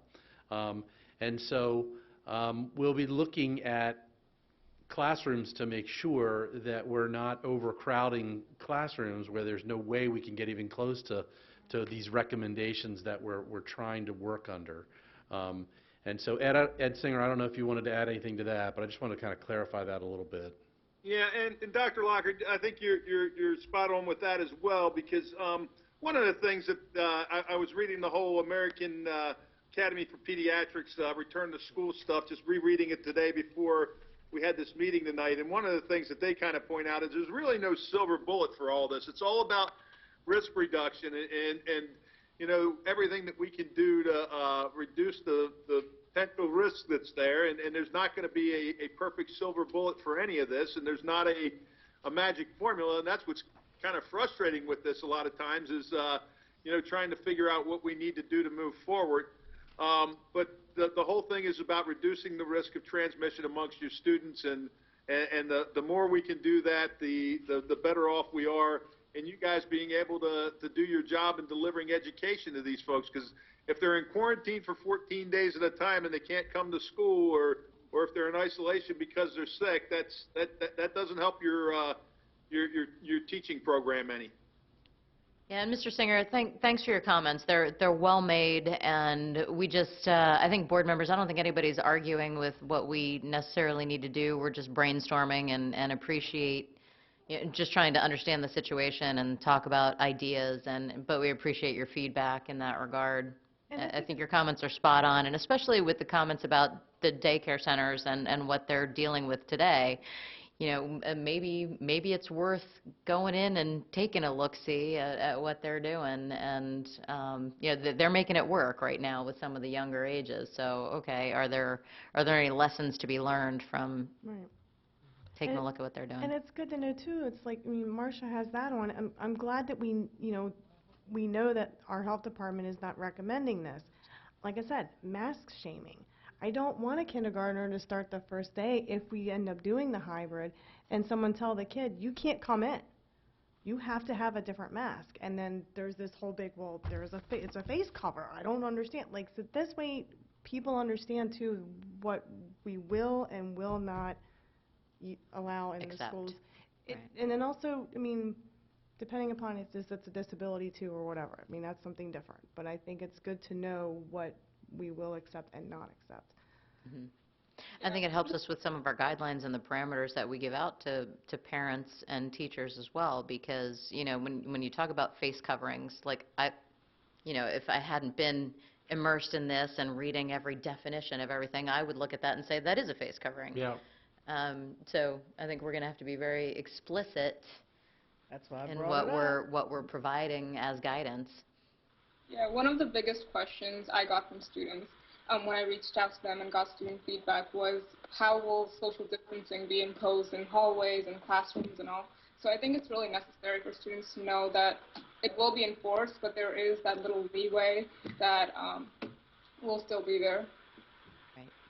So I'd like to chime in based on Mystery's comment there, because the important thing for you all to realize is when we're looking at potentially quarantining students because they've been exposed to somebody that's had COVID, the definition we're generally looking at is with prolonged close contact. So if you just happen to pass by somebody in the hall and you happen to come closer to 6 feet to them and you just walk by them, that's not considered close contact. Where we get concerned is where somebody's maybe sitting next to somebody in a classroom for a prolonged period of time and could have potentially been exposed that way. That's where we're going to get concerned about potentially quarantining people. So, it's a lot of people have asked about Walmart and Lowe's and how can those stores be open and that type of thing when we're trying to do social distancing.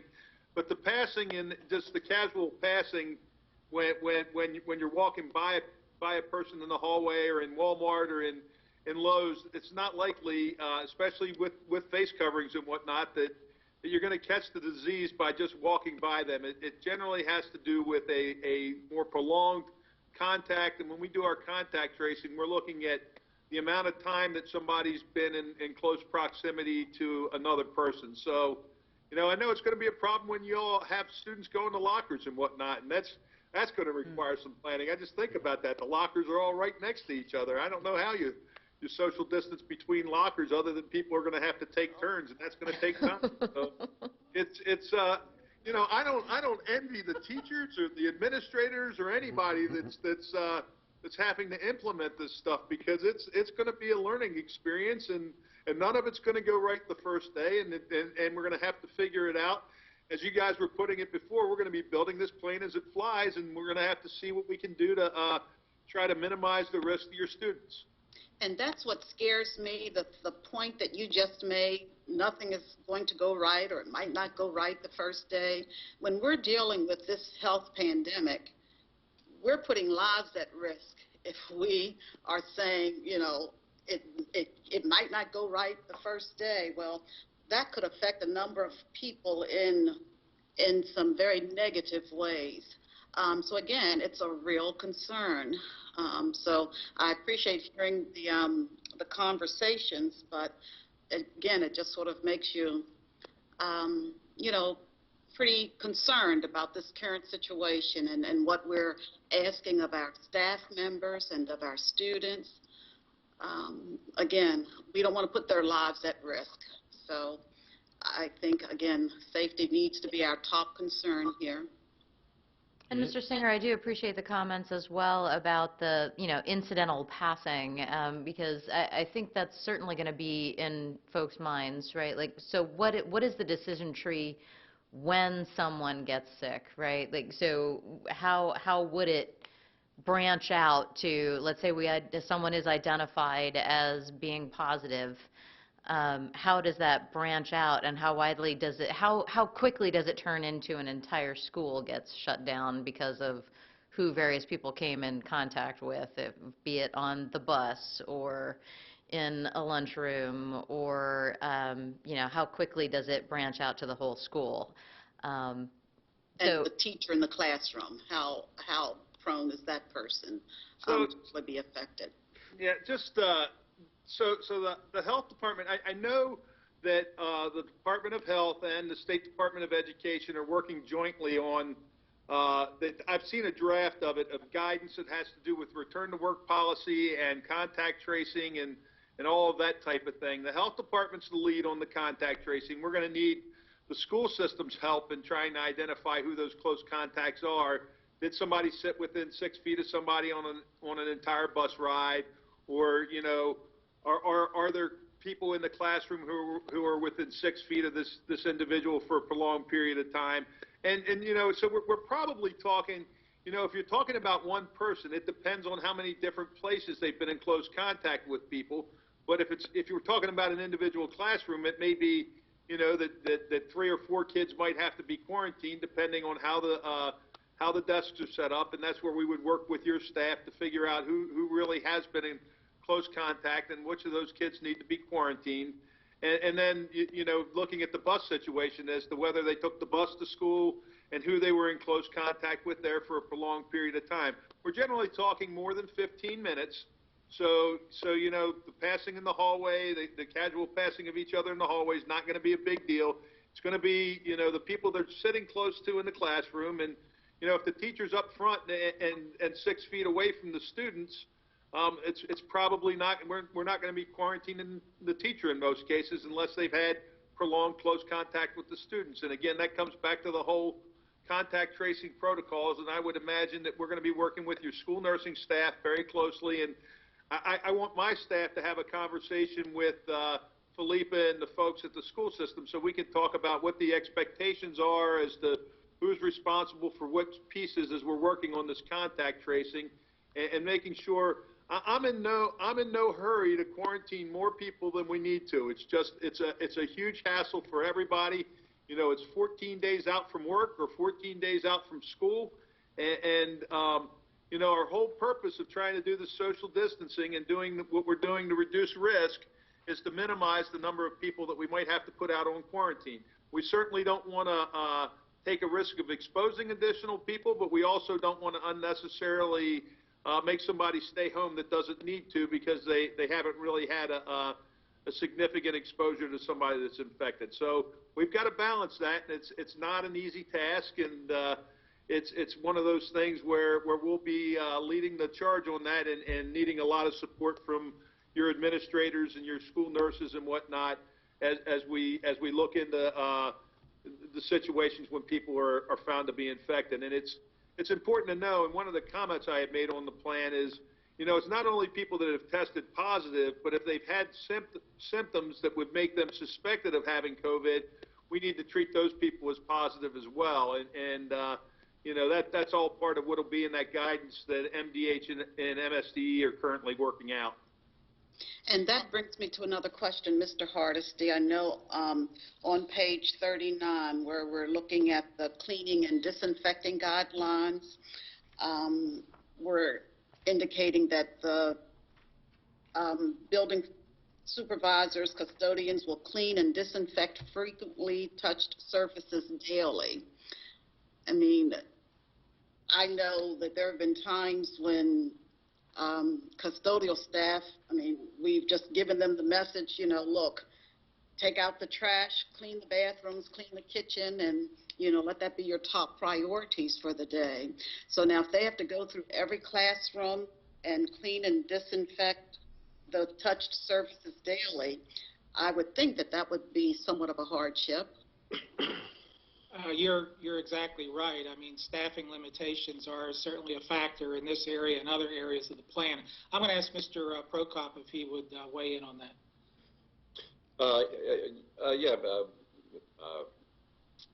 Ms. Dorsey, the concern is quite valid. In fact, one of the areas that we're most concerned about is elementary schools. There's just not much, as you would call, as we would say, bench depth there. We struggled during the course of a typical year to staff at the elementary schools. So what we're planning on doing is meeting with AFSCME, trying to see what options are available that we could try to supplement the forces, try to move forces from one school to another, try to realign some folks. It doesn't take much, as you know, to cripple a school's operating capabilities, and so we're looking for creative ways that we can manage just that concern. And your custodial staff and all of your support staff are just as likely to wind up being in quarantine or isolation as well as anybody else in the school. So it's just something that you need to keep in mind as you're moving forward with your planning. And the 14-day quarantine is I mean, we've had a couple of folks from our own office that have had to be quarantined for 14 days, and that really it's really a tough one to deal with, and it is for every business, and I'm sure it's going to be for the school system. You mentioned, when you talked about your contact tracing, you mentioned the teacher, and it made me think, we've talked about the kids in the mask and realistically 3 to 6 feet. Is it more important to try to make sure we maintain 6 feet regardless of the wearing a mask with the adults? Do you feel that's more critical or not really? Well, I mean, your adults are probably at higher risk of bad outcomes unless the kids have serious underlying health conditions. I mean, the older folks are, and the more underlying health conditions that they are, the more at risk they are. One of the crazy things that I've had discussions with other health officers about is, if you have a kid that medically can't wear a mask, you probably want to put them somewhere in the classroom where they're somewhat farther away from the teachers so that the teacher's at less risk. But I'm sure everybody in the classroom who gets put next to the kid without a mask, if we're requiring masks universally, that the parent, whoever's parent is, that the kid that's sitting next to him is going to be upset about it. That's where we're going to get into some tough decisions on your part as to how you deal with all of that. But the teachers are in general going to be more susceptible. One of the things that I just kind of want to share with you guys is, I've heard a lot that people don't believe that kids are getting this disease or spreading this disease, and that may be true in some populations, but just anecdotally here in Carroll County, you guys probably read in the paper about Silver Oak Academy and the outbreak we had there. And while all those kids lived on the same campus and whatnot, every one of the kids who were at Silver Oak Academy wound up getting COVID. A lot of them did not have symptoms, but the problem is they spread it to staff who got sick, and when they weren't leaving the facility, so we didn't have to worry about them spreading it to people in the community. But if the kids get it, and even if they don't get sick or don't get symptomatic, they're still taking it back to the community and potentially making their families sick. And the hardships this causes on people if they can't go to work for 14 days because their kids got COVID and all of a sudden they're quarantined for 14 days is really something that we need to be thinking about. And I try to talk to folks about that all the time when we're talking to businesses and everybody else. It's the same thing we need to be thinking about. You guys operating as a school system, is that why this is really important that we try to limit the number of people that could potentially be exposed. I have a question back for Ray. I always know when I taught, we always had trouble getting sometimes substitutes for the custodians, and the floater wouldn't show up. So, where are we on that, and how many floaters do we have, like, for a county? Or do we need to look and say, look, we're gonna need extra people, because you can't have a elementary school and 2 people don't show up that night to clean. Yes, you're absolutely right, and we are concerned. And I think every principal there and every former principal that's online right now would agree that it's we have very limited backup support or substitute custodial staff. We spread out our hourlies to the most critical schools that we feel, and then there are schools every single day that struggle to keep up with their typical duties, and that's during just a typical school year. So we're short. We know we're short, and part of meeting with AFSCME coming tomorrow is trying to figure out just how we might be able to supplement these forces. No matter how we look at it, supplementing forces is going to be a resource issue, and whatever forces we supplement with, they have to be trained and they have to know how to use the products we're currently using. So there is a lot to go with it. I won't say that it compares quite with the instructional struggles that we've been listening to, but it parallels it. It's very similar types of things. So when you think about teachers and you think about substitute teachers and things like that, you could just put custodian in that mix. And we really, and like I say, there's quite a bit of a parallel. Yeah, well, that's what I'm thinking, because our schools need to be clean. And well, and let's remember the custodial staff does more than just cleaning. There's quite a bit of behind the scenes that they're doing to keep that building operating, and besides and there's exterior work also. So there's going to be a compounding effect no matter what model we go back with. So we like I said, we're doing similar to what Jason and Cindy were talking about, which is we are meeting with the folks that are going to be doing this stuff to try to understand just how well we can comply with the recommendations from our plan. Yeah, because they're supposed to be clean, and then they got a toilet that's leaking on the 3rd floor of a and then the next thing, then the water fountain's not working, and this is break. So, okay, I just am very concerned about, making sure we have enough coverage there at nights to make sure we get things done. And I join you in your concern. Yeah, that's another complexity and concern. We've talked about that. We've talked about our teaching force. And the bus driver. Yeah, see, I've thrown some wrenches in the concerns from the bus drivers as well. Mm-hmm. So there are just concerns enough to go around, it seems like. Yes, there are, and there are 3 other areas that where we left off. Return to workforce. As we know, most of our workforce has been working virtually since the closure in mid-March. And so we need a procedure for how employees are going to return to the workforce.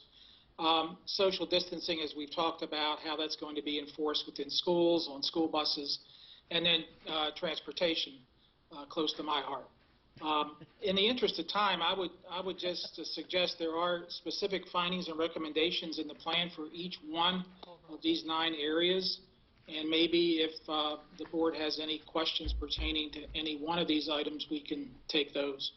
I don't have a question about one of those, but I do have a question about something Mr. Singer referenced earlier. Ed, you talked about some potential recommendations coming from Maryland Department of Health and MSDE.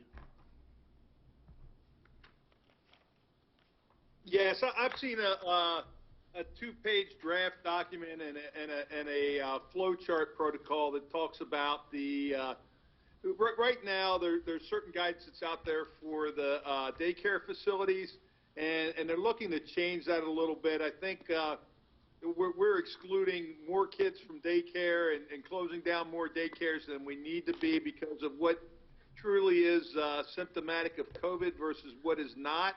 And I think they're going to be putting out some very clear guidance as to what we would consider to be a suspect case of COVID that's going to be in that documentation. And it also spells out some of the roles of the school system in interacting with the health department when it comes to dealing with some of this return to work guidance and return to school guidance. And I know in your plan you require a doctor's note, and that's perfectly fine. I just want to make sure that in addition to the doctor's note, because sometimes doctors don't know all the CDC guidance or MDH guidance that's out there, and they might miss something, that we're making sure that they've hit all the requirements that MDH and CDC have put out there in order for kids to and employees to safely return to work when they've either been sick or they're under quarantine. So that document will probably be coming out in the next week or two, and Cheryl DePinto, for those of you who know her from MDH, is working with the folks down at MSDE, and I know they've got a draft document. They've showed it to the health officers, and we've made some comments on it, and I know MSDE is commenting on it. They don't want it publicly released until they've had a chance to iron out all the details, and I would suspect that we're going to see that document being made public within the next week or two. Mr. Singer, I have a question also. Right now, if we send someone to get a test, what's the turnaround time on that now in Carroll County? Because you hear all these horror stories, it's going to take 2 weeks or whatever. But what is the turnaround time in Carroll County? Well, results. Here's the problem, and it's a national problem. It's not a Carroll County problem. Our contract's actually through the state anyway. But the private laboratories right now do not have the capacity to keep up with the number of tests that are being submitted, and some of them have actually put out press releases and all related to that. And it's making it very difficult for us to do our job with testing and contact tracing because of the slow turnaround time, and I'm concerned that might even get worse as school gets back into session. The governor and the Department of Health has said they're trying to bring online a dedicated lab at the University of Maryland that we would have access to for testing, and that might be helpful in fixing these turnaround times. And I also have access to send a limited number of specimens to the state lab, and I can generally get a fast turnaround time on those of a couple of days. And if we were to have a concern about an outbreak in a school, I'm going to put a high priority on that, and we're going to do what we can to get any individual tested. Now, the problem you may run into is that we're going to have to assume somebody who's got symptoms is positive until they would get a negative test, and I can't compel somebody to be tested. So it's we may have to assume somebody's positive even if they decide they don't want to be tested. But back to your question, right now our turnaround time is very bad on our drive-through site. We're taking it's supposed to be 3 to 5 days, and it's taken upwards of a week to 10 days to get some of these results back, and that needs to be fixed. And going back to my statement, though, if we have a concern about a potential outbreak in a school, we're going to prioritize it, and we're going to do everything we can to do to get the specimen expedited. And we're going to just have to work out how that's going to flow with the school system and making that testing available, because and I've told my staff this, any place where we have a priority where we're concerned that potentially somebody who's sick has exposed a lot of people, we want to do everything we can to limit an outbreak. So we do have a way to get some prioritized testing, and we'll work with your staff on that when those times come. Do you have any good news? Who else wants to pile on? Well, maybe by the time next year we could all say this is behind us. We'll have a vaccine, and maybe we'll be back to more normal life. I just don't, I'm seeing a long tunnel. There may be a light at the end of the tunnel, but it's a pretty long tunnel that we still have to get through, and we'll get there eventually. It's one of those things. We're going to have to go day by day, and at some point in time, we'll all of a sudden look up, and most of this will be behind us. Is my hope.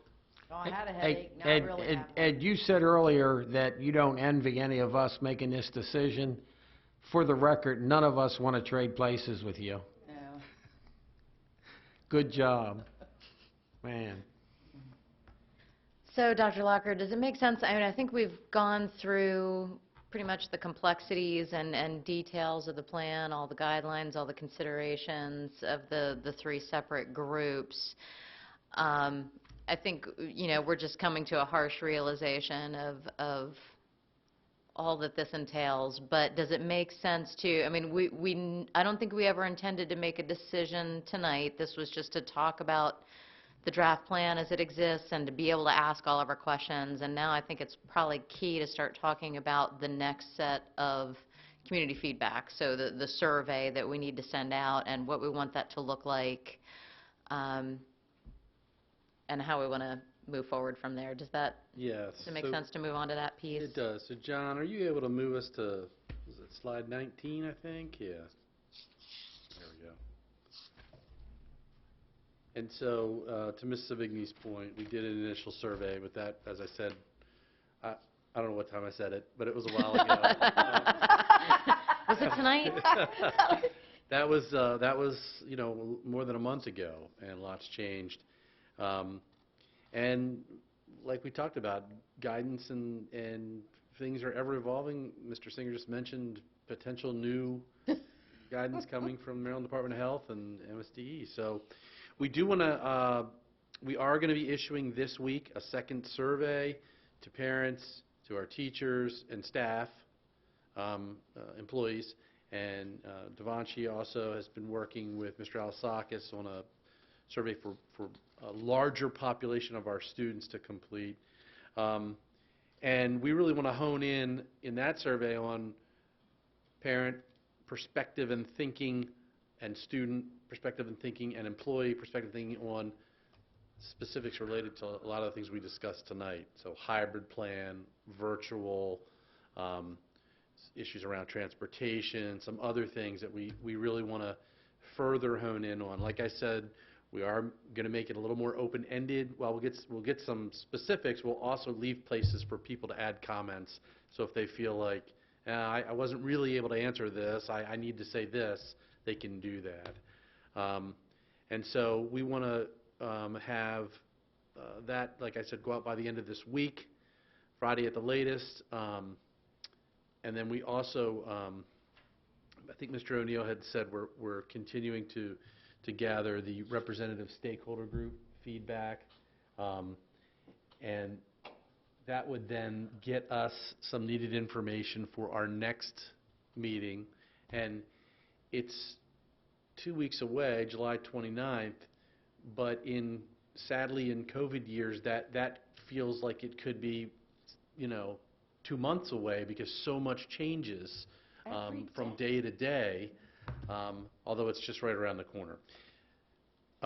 Mr. O'Neill, anything else on the survey? And I want to make sure we hear from Devanshi and, of course, the board about the survey piece. I don't think you've covered it well, both from Ms. Mystery and... So what will we be doing to increase the accessibility of the survey to all of the three groups, the community, the employees, and the students? Could you repeat your question? I missed the first part of it, sorry. What will we be doing to increase the accessibility of the survey to all the three groups? Right, so we are going to be doing lots of pushing and advertising of it. I'm looking at Ms. Gaddis. Our social media platforms, our website, our email notification systems. I'm thinking of every electronic means we have to be able to push that out. We'll make sure our stakeholder groups are aware of it, so they can also work with their representative groups to make sure they're promoting that. In terms of the Mr. Anderson, are you still on? I know in working with Mr. Alasakis, we were looking at trying to get a much broader coverage out to our students so that they can see, here's a place where I can go and answer the questions. He might not. Absolutely. Oh, there he is. Okay. Yeah. He didn't go back on vacation yet. Yeah. So, Devanshi, as you, Mr. Alasakis, spent, I believe, a couple hours actually formatting this new student survey, and your comments were, let's get this out to more than just the student leaders of the student government. Our plan is to send this out to all students of the school system, or if not their families, if they're at a younger age, where they can complete the survey with their family to help them walk through that, because we're very interested in the descriptive statistics of all of the age levels, whether elementary, middle, and high. And then we can go ahead and continue to direct through communication through Carrie's office. We can go ahead and direct families to encourage their children, or students rather, to complete the survey. All right, thank you. Yeah, I think it's really important for us to get it out to a really large student population. You made that clear a couple meetings ago. We took that to heart and made it happen. We appreciate your help with it, Devanshi. Thank you. The board does as well. Thank you, Devanshi. And I did want to make some comments about the overall survey. I think that it needs to be really crisp. And we need to be able to get good, solid data out of this in order to make an informed decision of what the community really wants. And I know that there were a lot of concerns around the initial survey, and some of that was because, we drafted it very quickly, trying to get it out there, but there were so many, there's still a lot of unknowns, but there were even more unknowns back then, and we were asking people to opine on whether they would send their kids back to school under a plan that we had no idea what that plan might look like. At least now we have a bit of a structure around what 100% virtual would look like, right, what a hybrid model would look like. We can at least provide a little bit more of that direction and have the community opine on it. So I think if it were possible to keep the questions very brief, right, so we can have a preamble, right, a preamble that kind of lays out, this is where the state is. This is, we're in phase 2 right now at the state level, and that means that we can't go back in a 100% traditional model. Those sorts of things. We can be more restrictive than the state level, but we can't be less restrictive than the state level. Kind of laying those things out in the preamble, and then just having the questions be very short and specific, right? So if, and have 2 categories, something like if the state is in phase 3, will you send your child back under a hybrid model? Will you send your child back under a virtual model? And then force rank, under whichever one you chose as yes, right? If you chose a hybrid, then you force rank the reasons why you would be why you're saying yes, and that you would want to send back in a hybrid model. And then force rank, if you said yes, 100% virtual, force rank the considerations as to why you said yes for that one.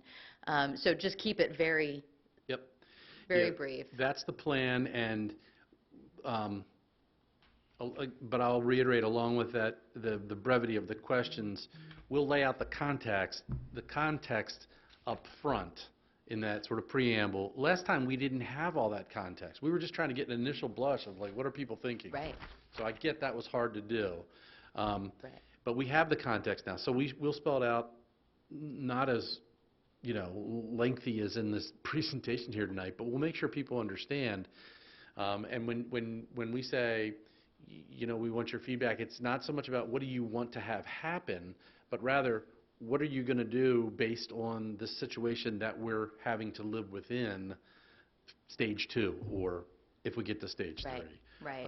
And so that'll be helpful. And we'll have a pretty quick turnaround. We want to have it out for at least a week. Give people, and it'll be electronic, obviously, so you can do it from anywhere with a internet connection, cell phone, laptop, wherever. But we want to have that in time for the 29th meeting so that we can put that out in front of everybody. I think that makes a lot of sense, and especially since we know that folks are paying attention. With the amount of feedback that we've been getting, I don't think we need to leave it open longer than a week, because people, as soon as they get it, they're going to jump on it and they're going to provide their feedback. So there were some other pieces, though, that I'd like to make sure that we take a look at. I think it would be really helpful to get some basic demographics, right? When folks are filling out the survey, if they could say how many kids they will have enrolled at the high school level, the middle school level, and the elementary school level, and if they could identify the school. Right. Just so that we can identify pockets of situations that we might need to prepare for a little differently. I like that, because that way it kind of also gives us a screenshot of what potentially that classroom could look like. If we only have 65 first graders that are actually going to go there based on the survey, well, then we could, stretch that out a good bit, I mean, that way the classroom sizes are pretty good. And I think that's a good thing to kind of know. Well, it gives us a gauge. You have to be careful that we, unless we have 100% respondents on the Right. on the survey, we Yep. we can't really plan. It gives us a glimpse into themes and where percentages of people are who responded. But to your point, one of the points you were making, and along with what you suggested about schools, we're also going to include what grade level will your child be entering into. So, we could see, for example, if they're responding and we're noticing it 6th grade and 9th grade, certain themes or trends. And by the way, those are transition year for kids, right? They're leaving elementary and going to middle, they're leaving middle and going to high. That can provide some valuable information to us if we're seeing where some of the respondents are based on the grades that their children are going to be in, as well as the school. So that's an easy little drop-down click box that we can add to that. Right. And Dr. Lockhart, I know I had provided some thoughts earlier today kind of on some sample layout, but I think it might also be helpful for folks to answer those questions of, would you send your kid back in a virtual model? Would you send your kid back in a hybrid model? If we had them answer those things for for the different levels, right? Because folks might have a different answer for elementary school versus middle school versus high school. So I'm not saying that absolutely has to be part of the survey, but it might be helpful to see that sort of data as well. Yep, very good. And again, you're going to sort of get the same type feedback from employees as well, as far as whether they are going to be able to support coming back to work or whether they would support the virtual model, et cetera. Yes, that's correct, Dr. Dorsey. Okay. And it can be the same thing. Again, we'll know the levels as well. Right. And so one of the things that we wanted to make sure, so staff members we certainly want to understand as well. I think it would be helpful to have some demographics, right? Like, are you a classroom teacher? Mm-hmm. Are you a resource teacher? Yes. Are you a janitor? Are you Mm-hmm. right, like some basic demographics just so we can try to see how that all plays out, right? And if we ask them questions about are you concerned about safety from a personal standpoint? Is it for you or is it for a family member who's in a high-risk group, or both or other. Right. Yeah. Right. Yep. Well, like you said earlier, I mean, if we have over 2,000 teachers in the county and 1,700 of them say, I'm not going into the classroom, then we obviously know that we have an identification of, oh, well, this ain't going to work. Right. So, I mean, I think that, again, it gives us a good screenshot of what, we're going to be making some type of decision from. So, John, do you mind going to the significant stressors? I think we've covered most of these. If there's any that you feel like we have, and then I want to get to the next steps. I'm getting there. Yeah, I think that the questions and the thoughtful input from board members have teased most of these things out. Some of you asked very direct questions to what is here. And the point of this slide was supposed to be, when we planned it, even if everything goes well and we implement, there's going to be some strain on the system, and that's on various types of employees. Just some of them are listed here. I think almost all of them we've talked about. We also get that there's impact on families, and that our employees themselves are families, and we recognize these things. We're having some articulation with daycares in the county, and those in the county who operate traditionally in our schools as before and after. We don't necessarily have great solutions to meet those needs, but we know they exist. And we've talked about fiscal impact in the prior board meeting, and it's reflected in some of these slides. There's going to be some places. Cindy mentioned ESP staff. Dr. Dorsey and Ms. Herbert's questions to Ray about custodians. We may need, depending on how we open and how long it goes, we may need some additional resources to make some parts of the plan go, and we'll have to figure out what that would be and how to pay for it. So I think we've covered this mostly, and we'll continue to cover it as we move forward. So if you want me to skip ahead, Steve, Yep. to the next steps. I don't think we had the nurses listed separately for this one, did we, as far as staffing impacts? We did not, Dr. Dorsey. We could have probably listed almost every group of employees. We picked some examples. There was a slide we skipped earlier on the section of the plan called contingencies and variables for implementation. And again, you covered much, if not all of that. And the whole point of that section is to say, in the best case scenario, not to spread gloom and doom, but in the best case scenario, we know that on any given day, there may likely be a disruption to this plan, whether that's a whole school or a classroom or some portion of students at the school, or possibly even system-wide. That's going to occur, and we don't want the public to think we didn't recognize that could happen.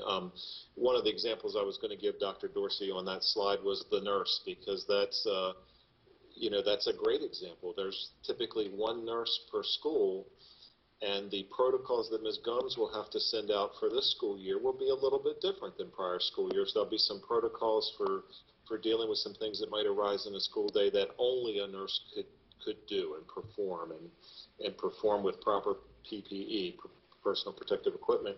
And so if we have a nurse who's out, and we don't have to think about the worst case scenario where the nurse is quarantined, but if a nurse is out for very legitimate reasons for a few days, and Ms. Gomes is unable to find a substitute nurse, which is possible, that example alone, probably to your point, is we have to consider whether or not we can open that school that day for that example. So if that's where you were headed, I appreciate that point. That was going to be one of the examples on that other slide.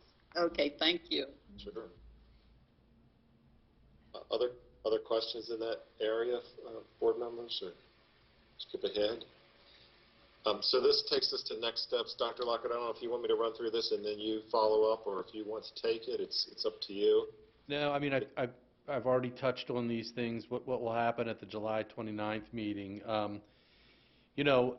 From that point to our August 5th meeting, we'll need to be finalizing a plan, because we have to have an approved plan to the state and posted on their website by August 14th.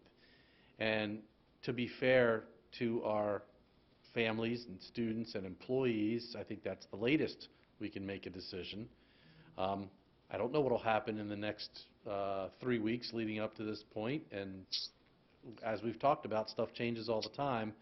But beyond that, then, we'll really need to start gathering information based on what our decision is, and about how we start the school year and all the logistics. You've seen so many of the complexities and challenges and logistics behind all this. So the real work is, more of the real work is still to come. We've been inundated, but from that decision point forward, and we're planning for all of the phases. So if we're virtual, we feel like we've got a really good plan that's improved upon what we quickly put in place last year. You've heard about all the professional development. The hybrid plan, it's not without its challenges. We've started to lay it out. We made a couple of tweaks to that this evening through the conversation.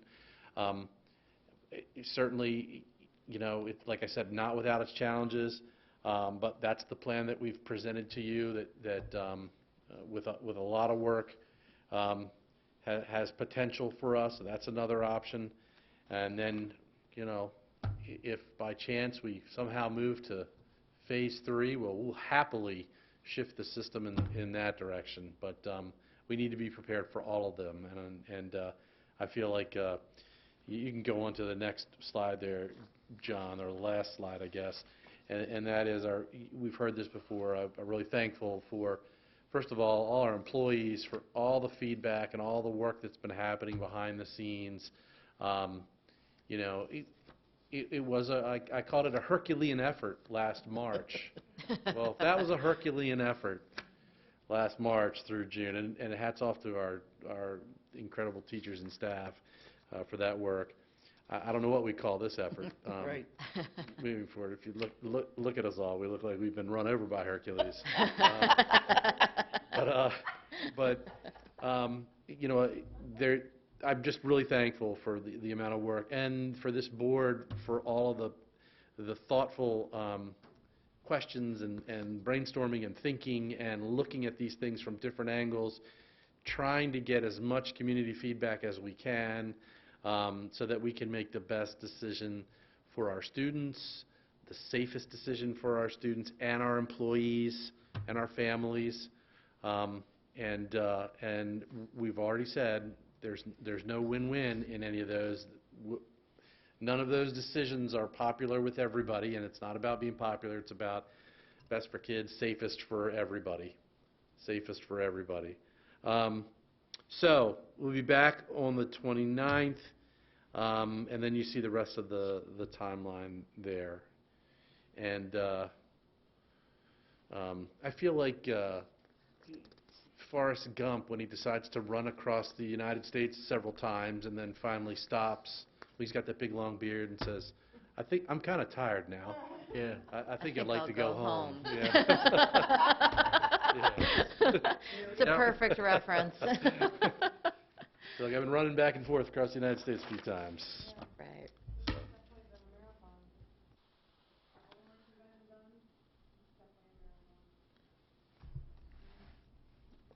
All right, board members, any other questions or comments before we just go through the announcements of the upcoming meetings? No? All right. So with that, we have at 5 p.m. on Wednesday, July 29th, we have the board updates meeting with citizen participation at 5 p.m. here in the boardroom, and that will be a hybrid meeting. At 5 p.m. Wednesday, August 5th, 2020, will be another board updates meeting with citizen participation at 5 p.m. here in the boardroom, and that will be a hybrid meeting. And then at 5 p.m. on Wednesday, August 12th, 2020, that will be our regularly scheduled August board meeting with citizen participation. And at this time, we're anticipating that we would have the two sections of citizen participation, both at 5 o'clock and 6:30 at that regular update. And just as a parting comment, I do want to thank everyone for their thoughtful input, feedback, the incredible efforts of the staff, and stamina of everyone this evening for getting through this. So with that, I will ask for a motion to adjourn. So move. Moved by Ms. Herbert. Second. And I'll second that. Oh, I think Ms. Battaglia beat you to it, Dr. Dorsey. So with all those in favor, can I get a verbal aye, please? Aye. Aye. Any opposed? All right, that passes unanimously. Thank you, everyone, and we will see you for our hybrid meeting on July 29th. Yep. Take care and be safe, everyone. Thanks. Thank you.